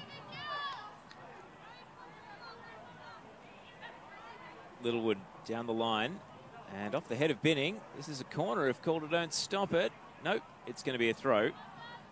Central referee agrees. Box Hill throw right down next to the flag. It was going to be interesting if we saw Christina Hall actually take the throw there, because she's not really been able to have too much use of her shoulder. I can guarantee you that Christina Hall will not be taking any throws today, Cheryl. Absolutely. Still playing injured. For those of you who've joined us during the course of the broadcast, Christina Hall came in with a shoulder injury, which was aggravated during the first half, but not enough to cause her to leave the match. Littlewood. Again, an obstacle in the road for Calder. Binning wins the aerial duel against Camilleri, but it's still going to be a Box Hill ball. You can just see they've swung the pendulum of general play back, haven't they, Box Hill? They're not on top, but they've at least stopped Calder from dominating them. Just for a moment, yeah, I think that's the truth, but we need to see how well Box Hill settle down with this little bit of possession, and that's what they need. They need to hold on to the ball. And maybe this is where Calder are at their most vulnerable, where they're actually defending it and those nerves coming back in again.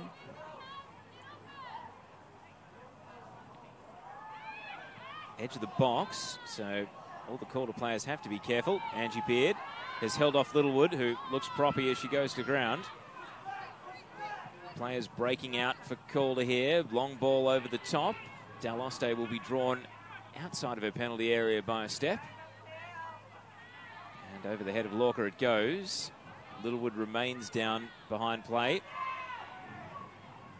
And Koja puts the ball out. So, Cheryl, more problems here for Emma Littlewood, who did leave the game injured once and maybe in danger of having to leave the game injured again. Yeah, she's looking pretty tough at the moment, gets up and tries to walk it off, but she looks like she has been in considerable pain. I'm not sure if it's the same injury that she had from the first half when we saw her go off for an extended period, but she's back up, and we'll see if we get her to come back on again.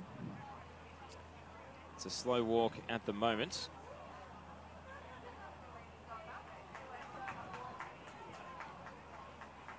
I suppose the temptation to come back on when you otherwise wouldn't is presented by interchange, isn't it, Cheryl? If in a regular NPLW game, she'd have been subbed out, and that would have been the end of her afternoon not to come back. Yeah, and I would imagine that all of these players are actually pretty tough, and they wouldn't go off if it was substitution. So, yep, We'll see how they go. And now for the first time, we'll see Alicia LaGreca in the game. So Martinez was the replacement first time around. LaGreca comes on this time. And she'll head out to full back on the left side of defence.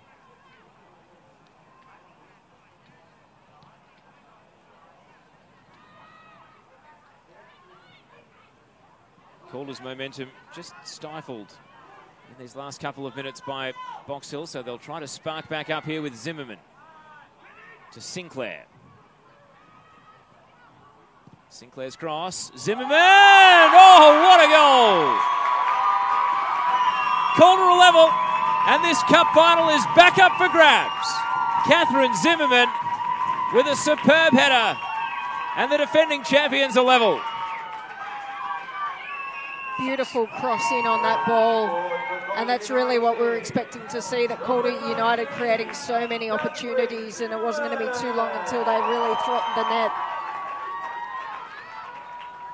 That brings the scores level. It's Calder United 1, Box Hill United 1.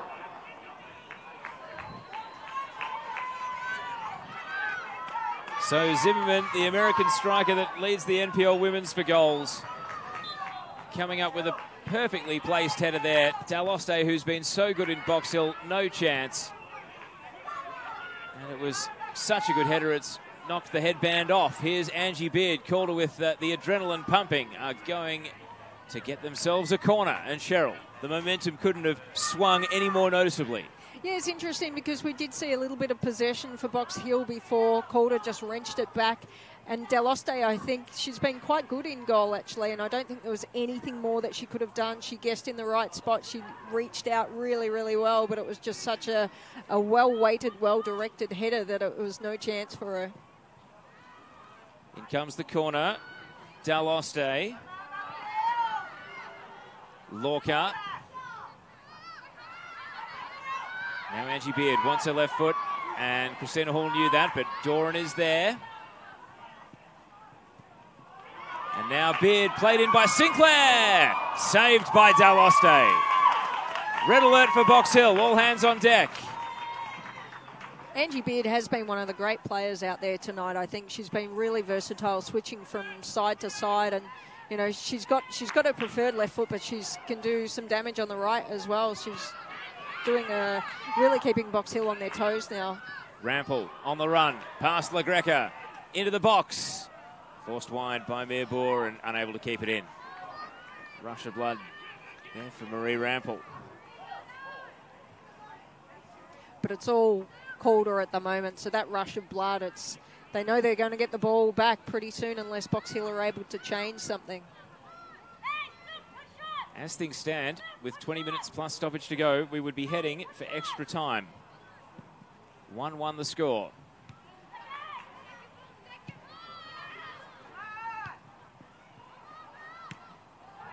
Zimmerman's ball on. Daloste to collect. Pressure continues to build on Box Hill. They need a response here. As you said, Cheryl, in an attacking sense, they've shut up shop to an extent. I wonder if they can at least try to think about counter-attacking once again, or if they're just going to invite Calder on and hope for the best. Lines to Camilleri. Here we go. Not quite. Binning able to clear. Doran. Fancy footwork. Able to lose for Topoulos, but Breakspear was one defender too many. It is interesting to see how much Box Hill have fallen out of this game and whether or not there's any factor of some of those injuries or it's a factor of fitness that's out there. Maybe Calder do have superior fitness. Some of the decisions that are being made by Box Hill aren't the best decisions either. Christina Hall. And through ball down the right side. Koja against Camilleri. Free kick. Right on the edge of the box. And in spite of the protests of Rachel Binning and Gulshan Koja, Binning is not happy with the attention from the crowd either. And there's a booking, I think, for Koja for the foul, but I'm not 100% sure, Cheryl. Referee didn't quite make that clear. Interesting, that one. I'm not sure if it was something that would have warranted a card on that one, but Binning definitely remonstrating with the crowd. Maybe for dissent for Binning, yeah. Well, could they come up with a 2-1 lead after all that hard work from Calder to get back in the game? Christina Hall over the free kick. Seemingly swinging it to a pack. No, driving it out. Anti-climax that.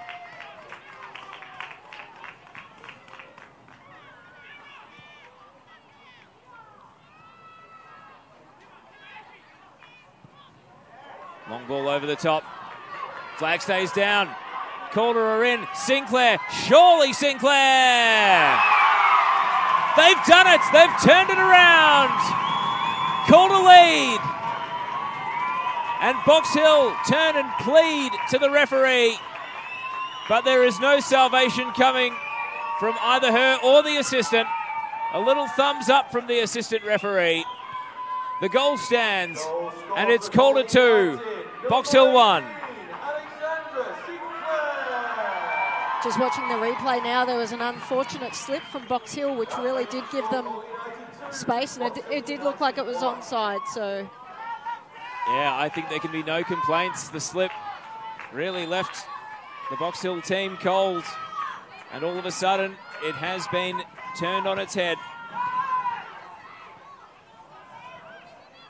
We suspected that if they scored one, Cheryl, there might be more on the way. And now Box Hill, a game that they led for so long, they have to go and chase. Yeah, I suppose one of the things that with this game so far is it's been fascinating, regardless of what's been happening. 1 minute we see that Box Hill are really in ascending high and doing a really good job, and then the other minute we've seen nothing but Calder controlling the ball. So this game's probably got still a bit of time left and plenty more to offer. Rampel, Rovers puts it out. Certainly no shortage of support from the crowd for Box Hill.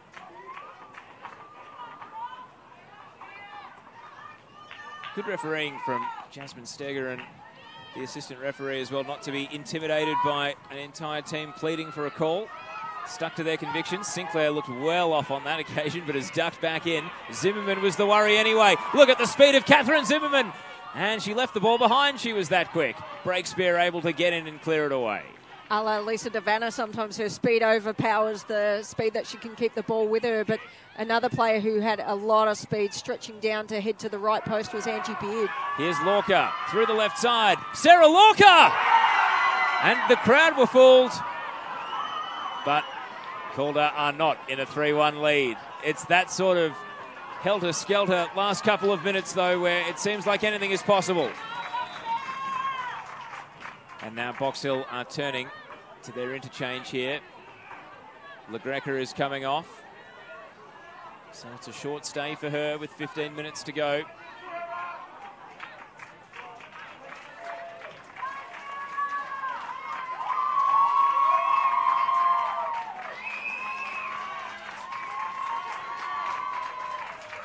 And Kate Leader, who left the game injured earlier in this second half, has recovered and has been brought back on. Her absence, though, Cheryl, significantly felt off the field for both the goals that Box Hill conceded. Yeah, absolutely. And injuries have played a bit of a part here, because we saw in the first half when Box Hill scored, it was after an injury as well to one of the Calder United players. So I suppose it ends up being relatively equal at the moment, and Calder just not letting go. They're threatening all the time now. Box Hill need to switch gears and try to go for it, but Calder are starting to find gaps and opportunities and look likely for a third here. And they're away. Lorca, who had that shot just a moment ago, moving down the left side, looking good on the ball, and then it all came unstuck against the good defending of Leader.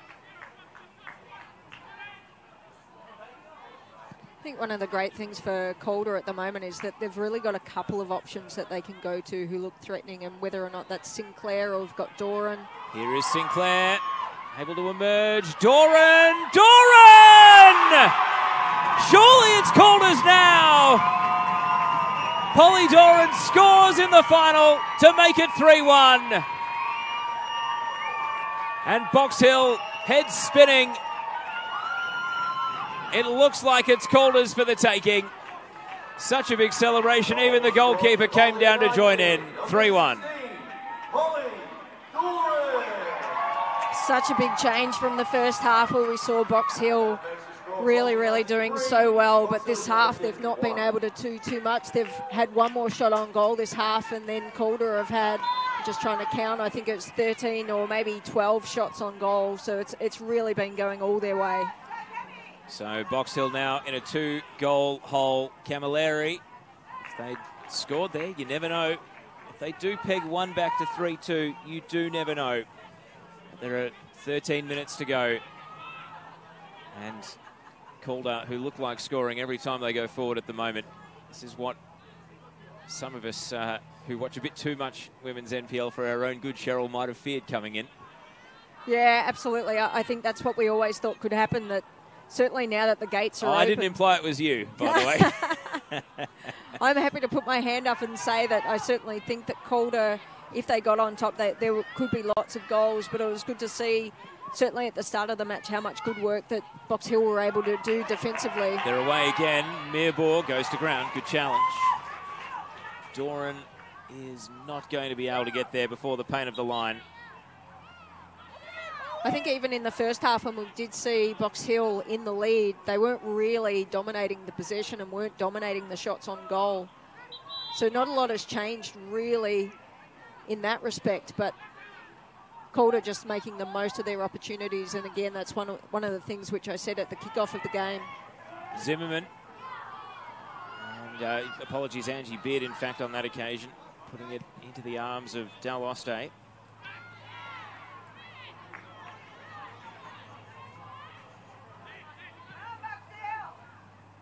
Guljan Koja.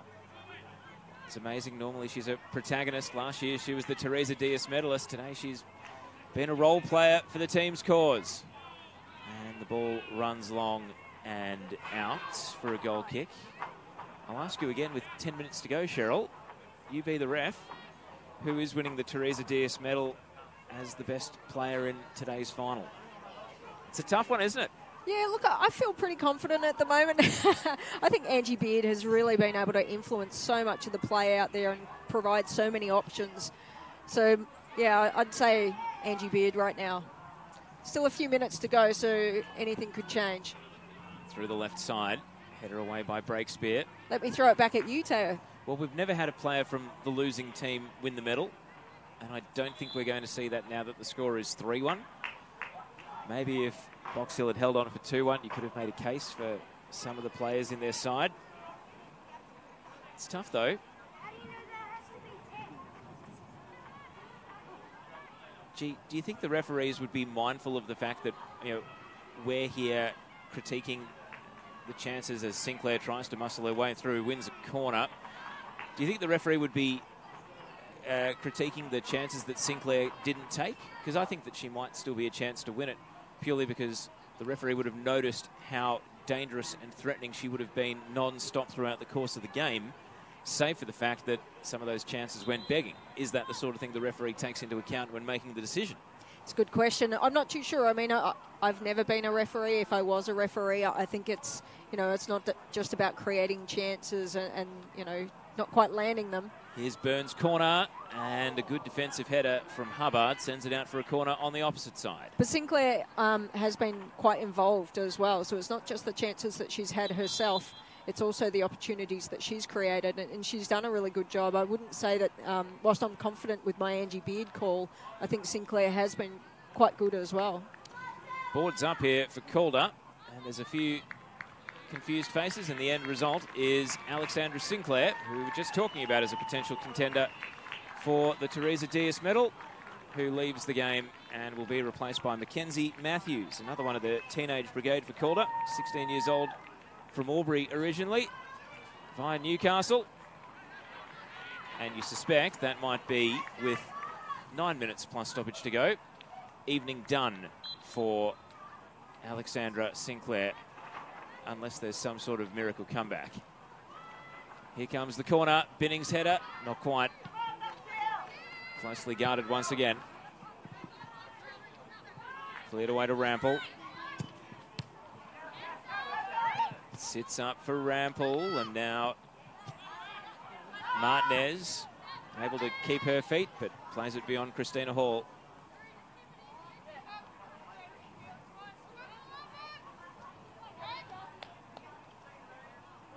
And the crowd falls into a lull, Cheryl. It just feels as though the wildness of that 3-goal spell has passed, and all of a sudden I think people are waking up to the reality that this game's in the books and it's Calder's for the keeping. Yeah, and I'd have to say that the way that Box Hill are playing at the moment, that it almost feels like that they've not given up, because I think that's too strong a word, but I can't see that they're really threatening too much either. So if we were to see another goal from Box Hill, I can't currently see how they would manufacture that. They're sitting back a lot on the ball. Are they defending too much now that they're already down 3-1? There's nothing to play for, you know, losing this match. It's not about goal difference or anything like that. You actually need to start pushing forward. Well, they're going to make a change here and bring Mia Giorgio on. Mentioned before that she received dispensation to be allowed to play in this competition because she's only 14, and she replaces Christina Hall, who immediately goes to the trainer. And I wouldn't be surprised if Christina Hall doesn't play again for potentially a number of weeks, Cheryl. She's got herself up for this final. She's made the sacrifice and put her body at risk, frankly. And it very nearly came off for a long time there. Her team were not just in this game, but were winning.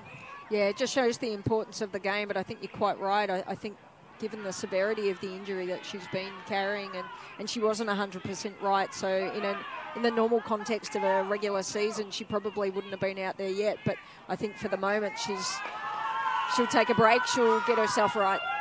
Here's Camilleri, able to leave Koja behind. Camilleri, hopeful, and ultimately well wide. Out for a goal kick.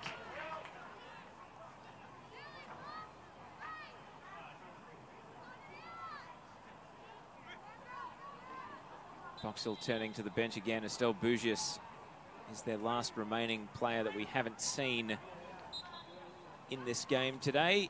And she's going to be interchanged on for Hayley Gertz. So they're letting a couple of youngsters with a combined age of 29, Cheryl. That makes me feel old. Go out there and get a bit of experience in a cup final. I think there's something that you should be banned from saying on radio when you say two players combined age at 29. But look, great to see them out there. It's getting exposure to this sort of thing. Maybe now's the right time to do it as well. It seems like still with 5 or 6 minutes left that the game's in the bank for Calder. You never know who might come on and try to impress and surprise you anyway. We've put Giorgio up front. To put it in context, Cheryl, she scored in last year's under-15s grand final. So now she's out there playing in the seniors.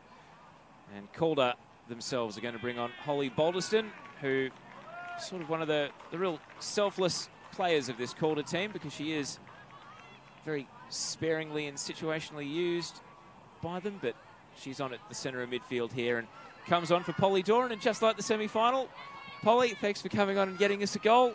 You can finish the game on the bench. Yeah, Doran did a great job. As soon as she came on, not that she scored straight away, but it just looked like she injected a little bit more, whether or not it's belief or just ability to create chances for Calder. It really improved when she was out there. Of course, all these changes mean the game might be a bit disjointed. Also, again, makes me wonder if the referee is already starting to think about who might be the Teresa Diaz medalist. Of course, we'll bring you the full post-match presentation. So stay with us for that here on the FFE Facebook page and YouTube channel. Fitopoulos. The pass slides out. Down to 4 minutes plus stoppage to go. Time against Box Hill. The scoreline 3-1.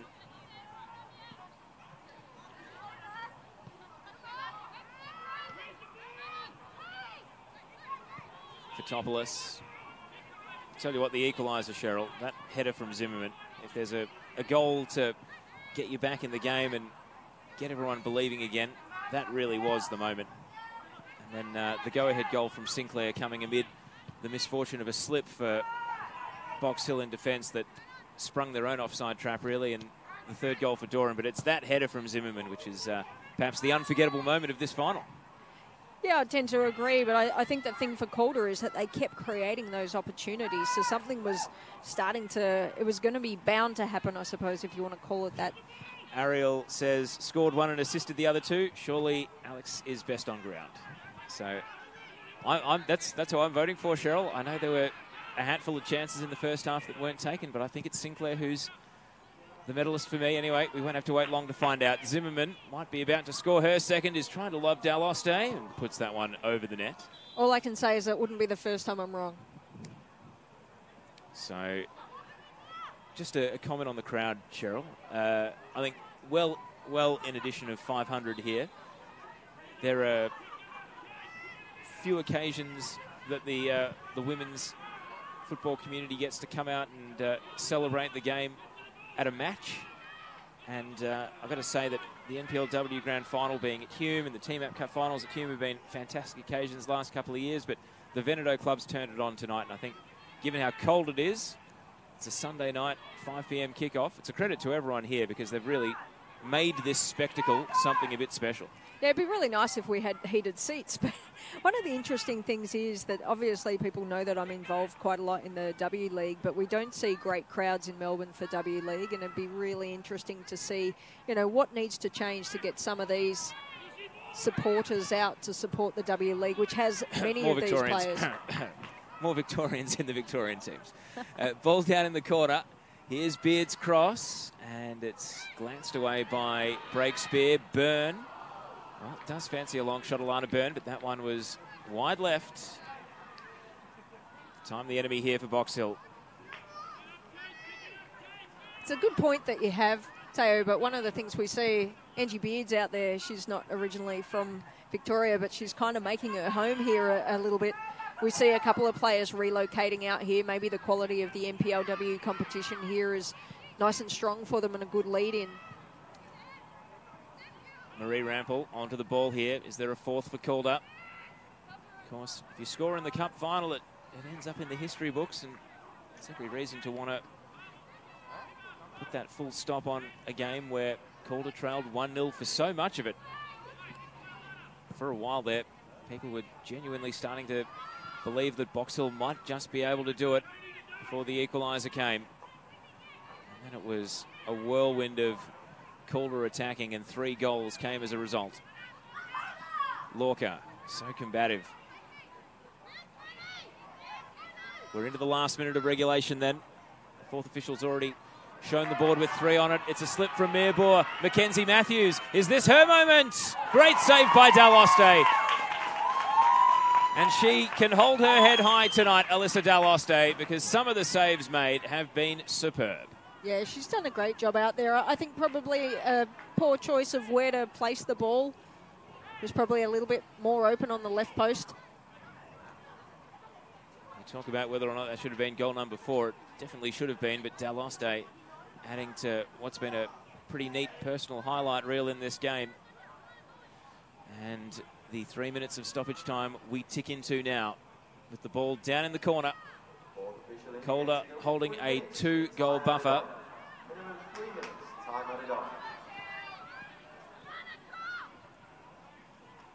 Not leaving anything to chance then. It's an interesting story it will tell in years to come when they see a score. I mean, at the moment it's 3-1. I'm not saying that will be the final score, but you won't understand from just seeing that score really what the game turned around from, with Box Hill just not dominating, but really controlling the game for quite a good period. Breakspear, Lorca, and the ball is still alive. Referee does whistle for a foul in the end. So they'll have a late set piece here. Brian says, Box Hill, you can hold your heads high. I think that's going to be the sentiment out of this. Calder have proven themselves good enough to win, but Box Hill gave them an almighty battle. Perhaps a 4th goal would be a bit of rough justice, but Calder are going to go hunting for it right here. Burns free kick. Daloste is up and claims confidently. Boots the ball away. Byrne. Lorca. And that pass down to the keeper as well. We've played 1 minute of the 3 stoppage. If I had to make one comment about Daloste's game, I mean, she's been really good in between the posts, just keeping the ball out most of the time for all the shots that have been had on goal. There have been 12 shots on goal, so she's stopped an awful lot of shots. But one thing that she can work on in her future as she develops and gets a little bit older is on her distribution play, because there's been a number of times where it's really landed quite easily for Calder, and if she can place it a bit better, and one of the best players or one of the best keepers we've ever seen has been Lydia Williams, and how neat she is when she distributes the ball. Goes for distance here again, and that one is with a Calder touch, going to find its way out on halfway. Hubbard.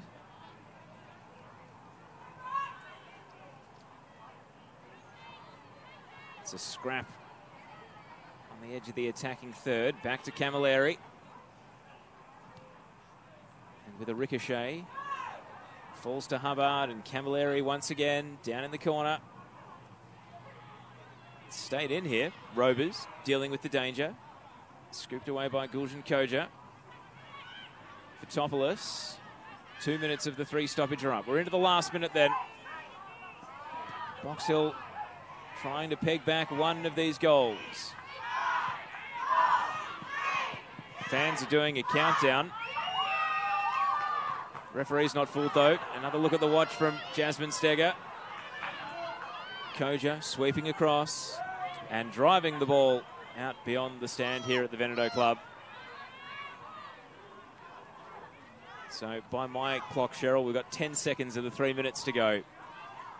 Very enthusiastic clearance from G out there. Happy to be back in the team. Happy that they're just about to lift some silverware. Rampel clears it away. Calder go back-to-back. The Women's State Knockout Cup has its first 2-time winner, and it's Calder United who've done it. Box Hill United gave their heart and soul to this final, and for so long it looked like they might even win it.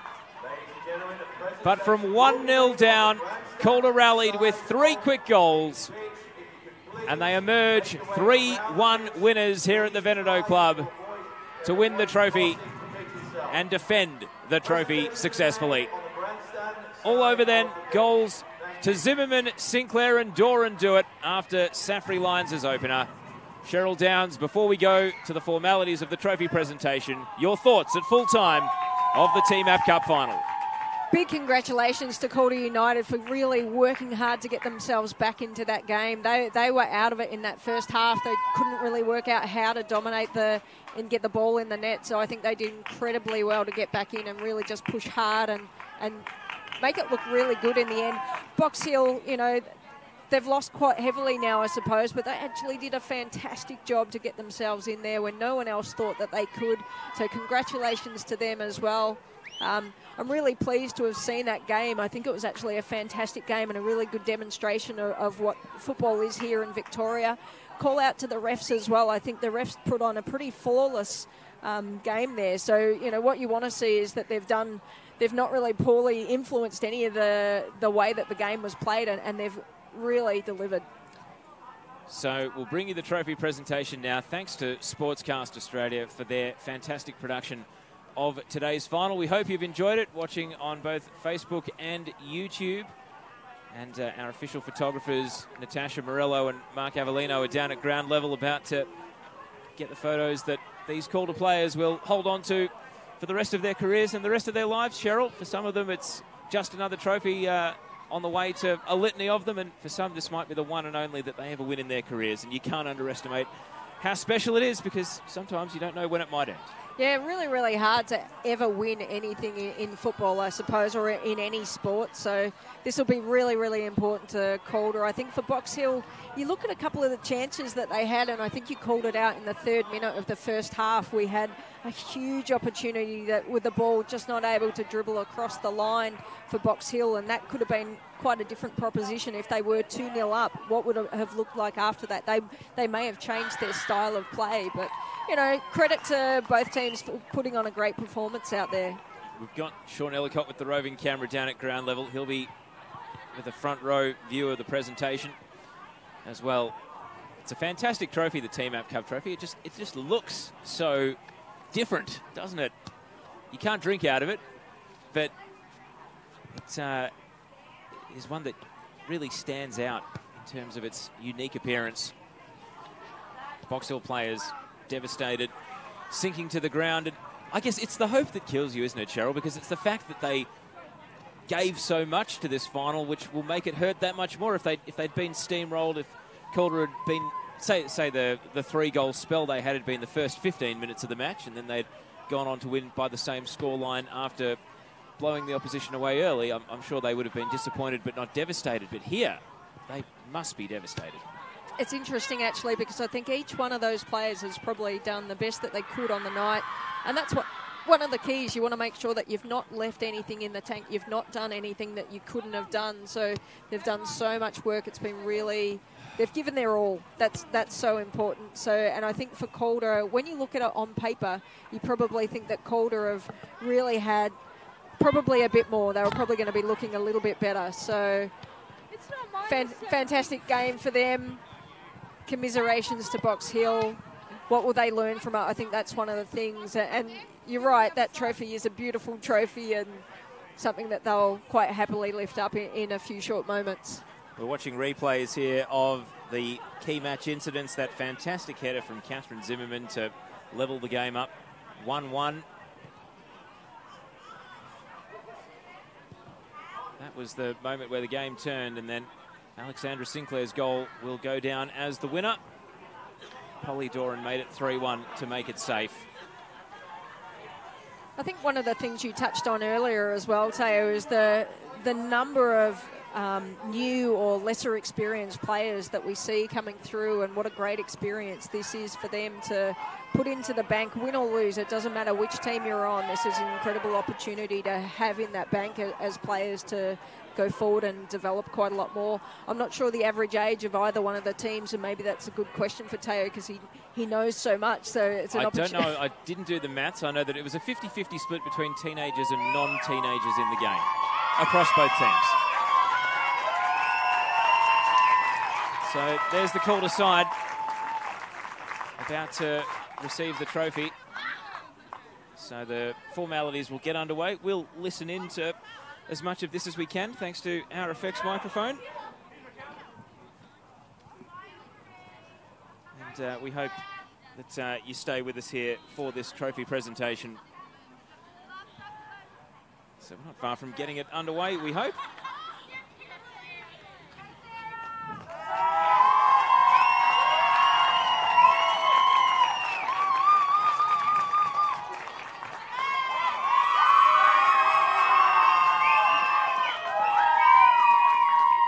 Looks as though the MC's almost ready, so we'll get it underway. Can we please have one more round of applause for both teams who put on a really great show for us tonight.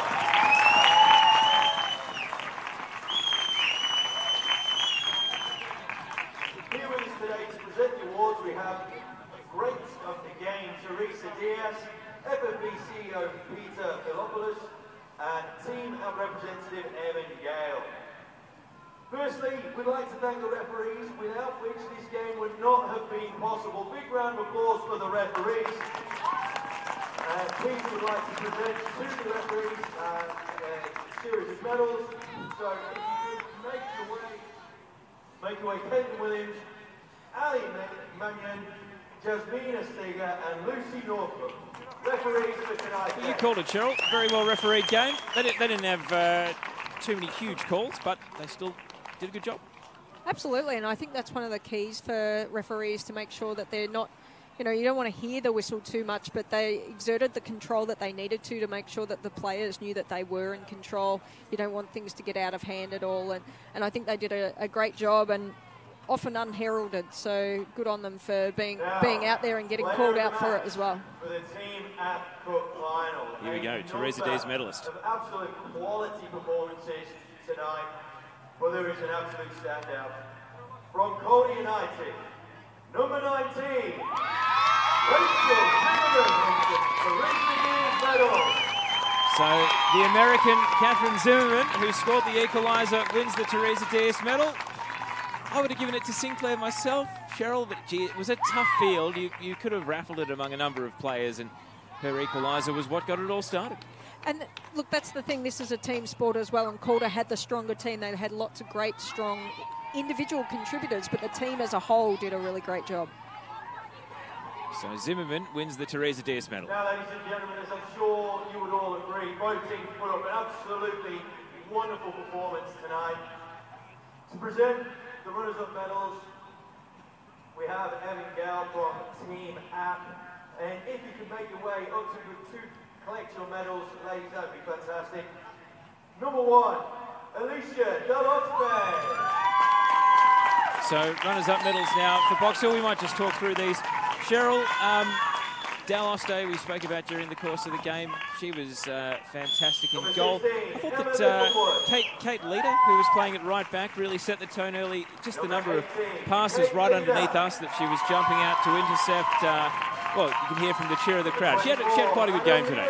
Yeah, she did actually. I think Box Hill probably had a couple of players who maybe didn't perform amazingly well tonight, but lots of room for them to develop. I do think a bit of the sting went out of their game when Christina Hall was injured as well. I mean, she was still out there and working hard, but just, seemed to not quite be able to get in and be involved quite as much. And Madeline Breakspear was trying to become the only Box Hill player to win both the 2012 and 2018 trophies today, so you feel for her because she was there at the start of this competition when it was still something new and something that people, to be fair, maybe weren't sure would last or continue to be part of the Victorian football landscape. And now, 6 years on, you can see how devastating it is to lose the final, but well, she misses out on that little piece of history where she would have been the only Box Hill player to win it twice. So you'll feel quite a lot of pain from losing, and I've lost a lot of finals myself, so it's, it's something that you just have to put in the bank and come back harder next year. So that's Box Hill runners-up medals. Good to see every player in their team did get on the pitch tonight with the interchange as well.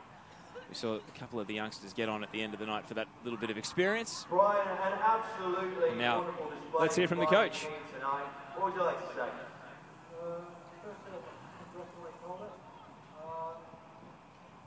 I felt at half time we had our chance, but look, these are the some of players, I think we're really proud of them, especially the young ones, and Well, we caught that as best we could. I hope you were able to hear some of that. But pride was the message. Pride in the players of Box Hill. So now call to get their winners' medals. Presenting the medals is Peter Verhopoulos, and if you could go and collect your medals as I call you out. Starting with number 1, Ayana Ayani. So she didn't really have a trademark save tonight, the Calder goalkeeper. I suppose a lot of marshalling the troops. Marie Rampel played it right back through the course of the game. Rachel Binning at the centre of defence. Number 5, Tasha Meyer. Be interesting to see what injury Kasha Meyer is diagnosed with and if she'll be back for the rest of the NPLW campaign. Yeah, she looks pretty ginger at the moment, but most of the players walking off after a final, I mean, there's plenty of body put on the line, so I imagine that a lot of them are sore. Some of them will be sorer than others. Jasmine Arazzolo was really important for Calder in that first half when the game was so willing. Zimmerman, of course, the Theresa Dees medalist. Sinclair, goal and 2 assists. Scored the match winner, of course. Mackenzie Matthews probably should have scored a 4th at the end of the night. There's Sarah Lorca, one of a number of the youngsters that's come through the under-19s.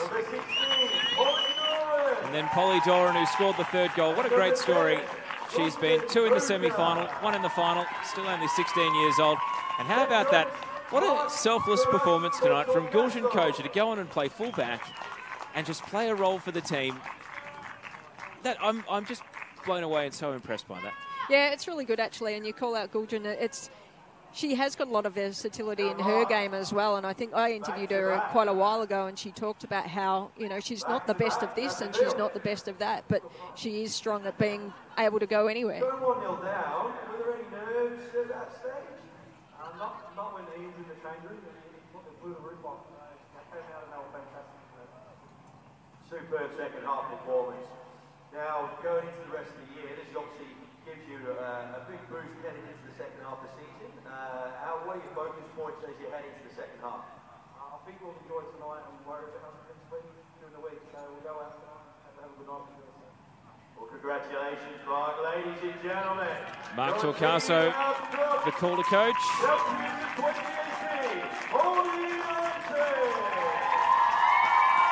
And so, the moment they've been waiting for, the chance to lift that trophy again.